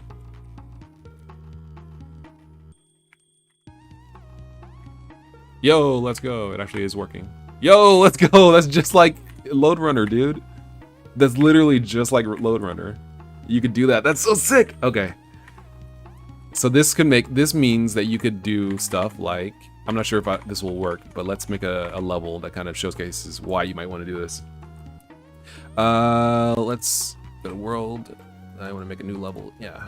And then let's do some solid stuff. Why is the... Oh, the default. Okay. The default needs to be like this. I think it's 384 by 224. There we go. I'll delete this. New level. There we go. Okay, so do a, like, make some solid, right? You're up here, and then you got something like this. You got something like that, and then you got something over there, and then you something like this, and then you go ahead and you say like, oh, we want to put some enemies here, right? No idea if they'll move around or not, but let's say they won't for now. Put the player here. Let's put some dollars over here. We'll put a final door, just, yeah. But the general idea here is basically, and we can actually just like smush this over here to start with it. The general idea is that you could run in. You could just run over them like that, which is pretty sick. Yeah.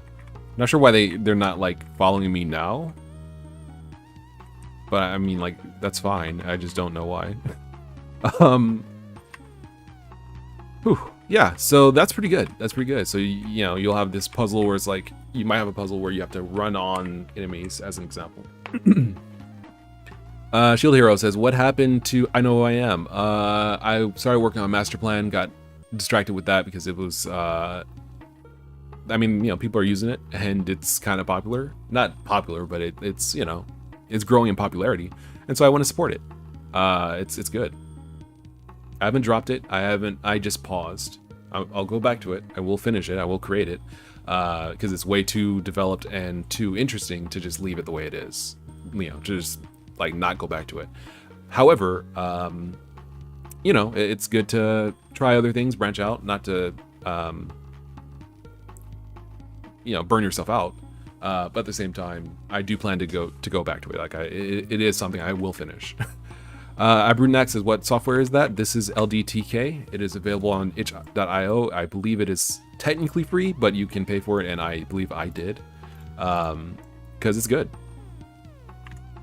Yeah, it's a nice nice tool for making levels.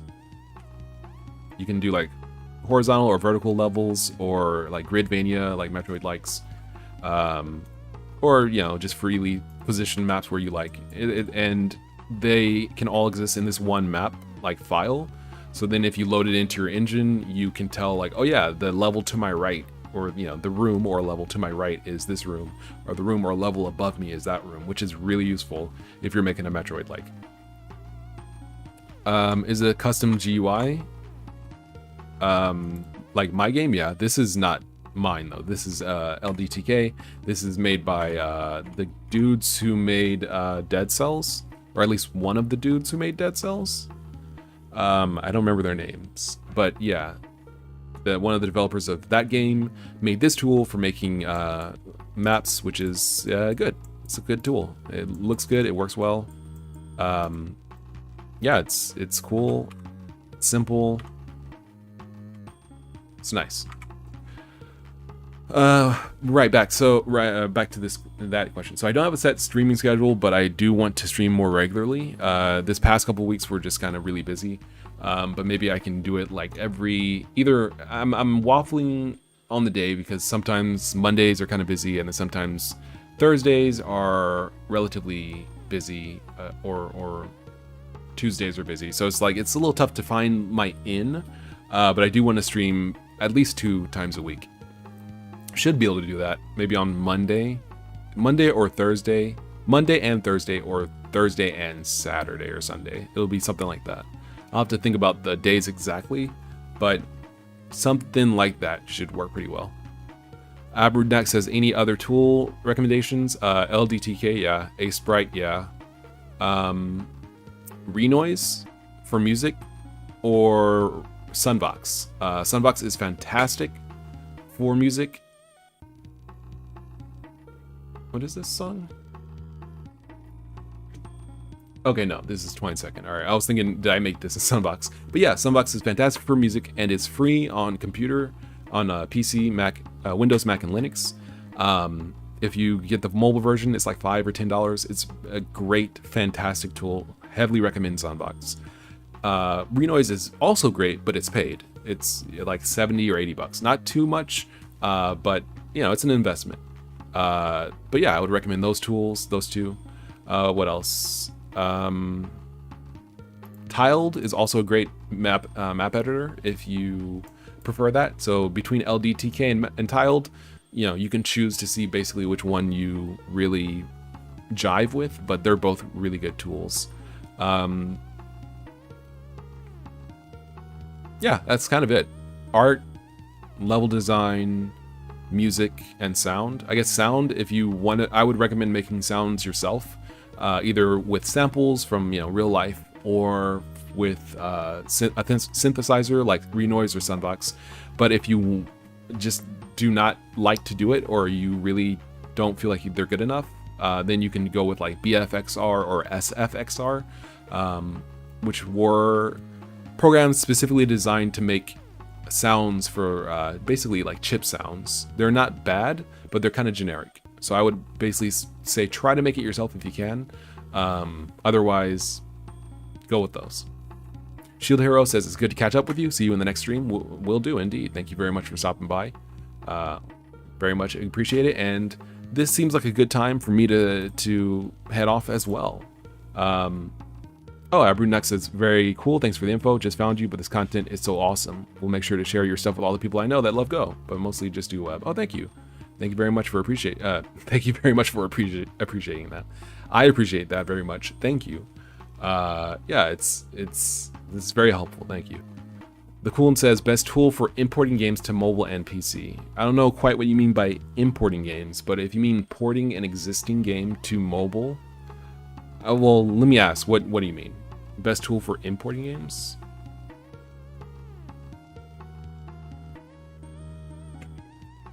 Yeah, because there's a couple of ways that question could go, and I'm not sure which way you are referring to immediately.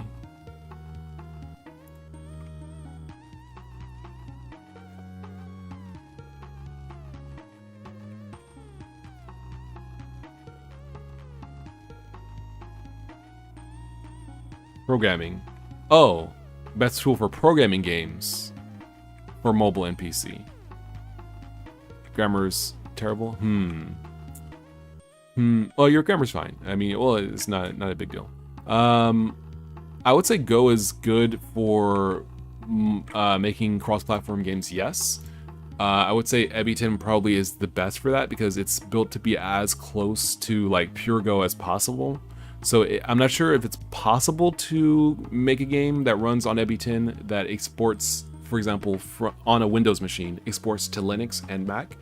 I believe that would be like a great tool, a great feature, but I'm not sure if Ebiton can hit that. I'm not sure if any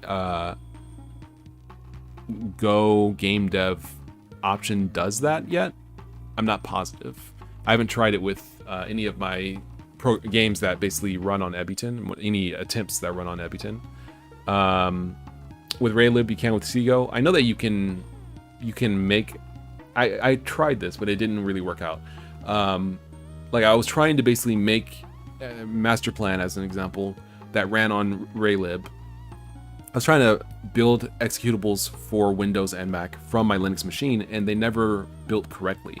I'm not sure if I just didn't have the option set up correctly or what, but I would say that if you are trying to make a game on Linux and build for other platforms, I would probably go with Ebiton just because there's more Go in there, and I believe there's more Go in there and less C bindings. So with that in mind, it would be ideally easier, hopefully it would be easier for you to port it over or to make builds for those platforms without actually having to run your building process on those platforms. That said, you should be testing on that platform if possible, or building natively on that platform just to make sure that the builds actually go through. But you'll get into it and you'll test it out and try some things and you'll get to the bottom of it. It's not something that takes months and months to square away. You know, if you have a Mac laptop, if you have a Mac, I have a little mini Mac that I was working with for a little while. That was a couple $100 on eBay. Yeah, I mean, like, you know, you spend a little bit here and there, and then you can try port your programs and projects over to those. Or if your application is cross-platform, you can use open source. If your application is open source, you can use AppVeyor to they basically build for those platforms for free. So that's another option that you could try. Thanks for the options. No problem. And yeah, I'm surprised it worked for you, Conifer, as well, that you were able to build a game with Raylib, or build an application with Raylib and build it. Maybe what I was missing was a cross compiler, because when I tried it, I was on Solus, which didn't have a cross compiler at the time for Linux to Windows or Mac. That might have changed, but I'm also on Pop! OS now, so maybe I could have given it a shot if I had this operating system then. Now I'm working with, building MasterPlan from scratch with SDL2, so maybe I can do it now. We'll see. In any case, it's been fun. It's been real. I've done quite a bit of work today, or at least gotten quite a bit done, which is great. And yeah, we're squaring this game away. It's looking and feeling more and more complete and more doable. So thank you very much for watching. I've been SolarLoon. It's been a pleasure to having everyone here on the stream, and hopefully I'll be able to be able to continue streaming and to square down a consistent schedule for anyone who wishes to watch. Yeah, so thank you very much. I've been SolarLoon. It's been real, and I'll catch you guys on the flip side next time. See ya.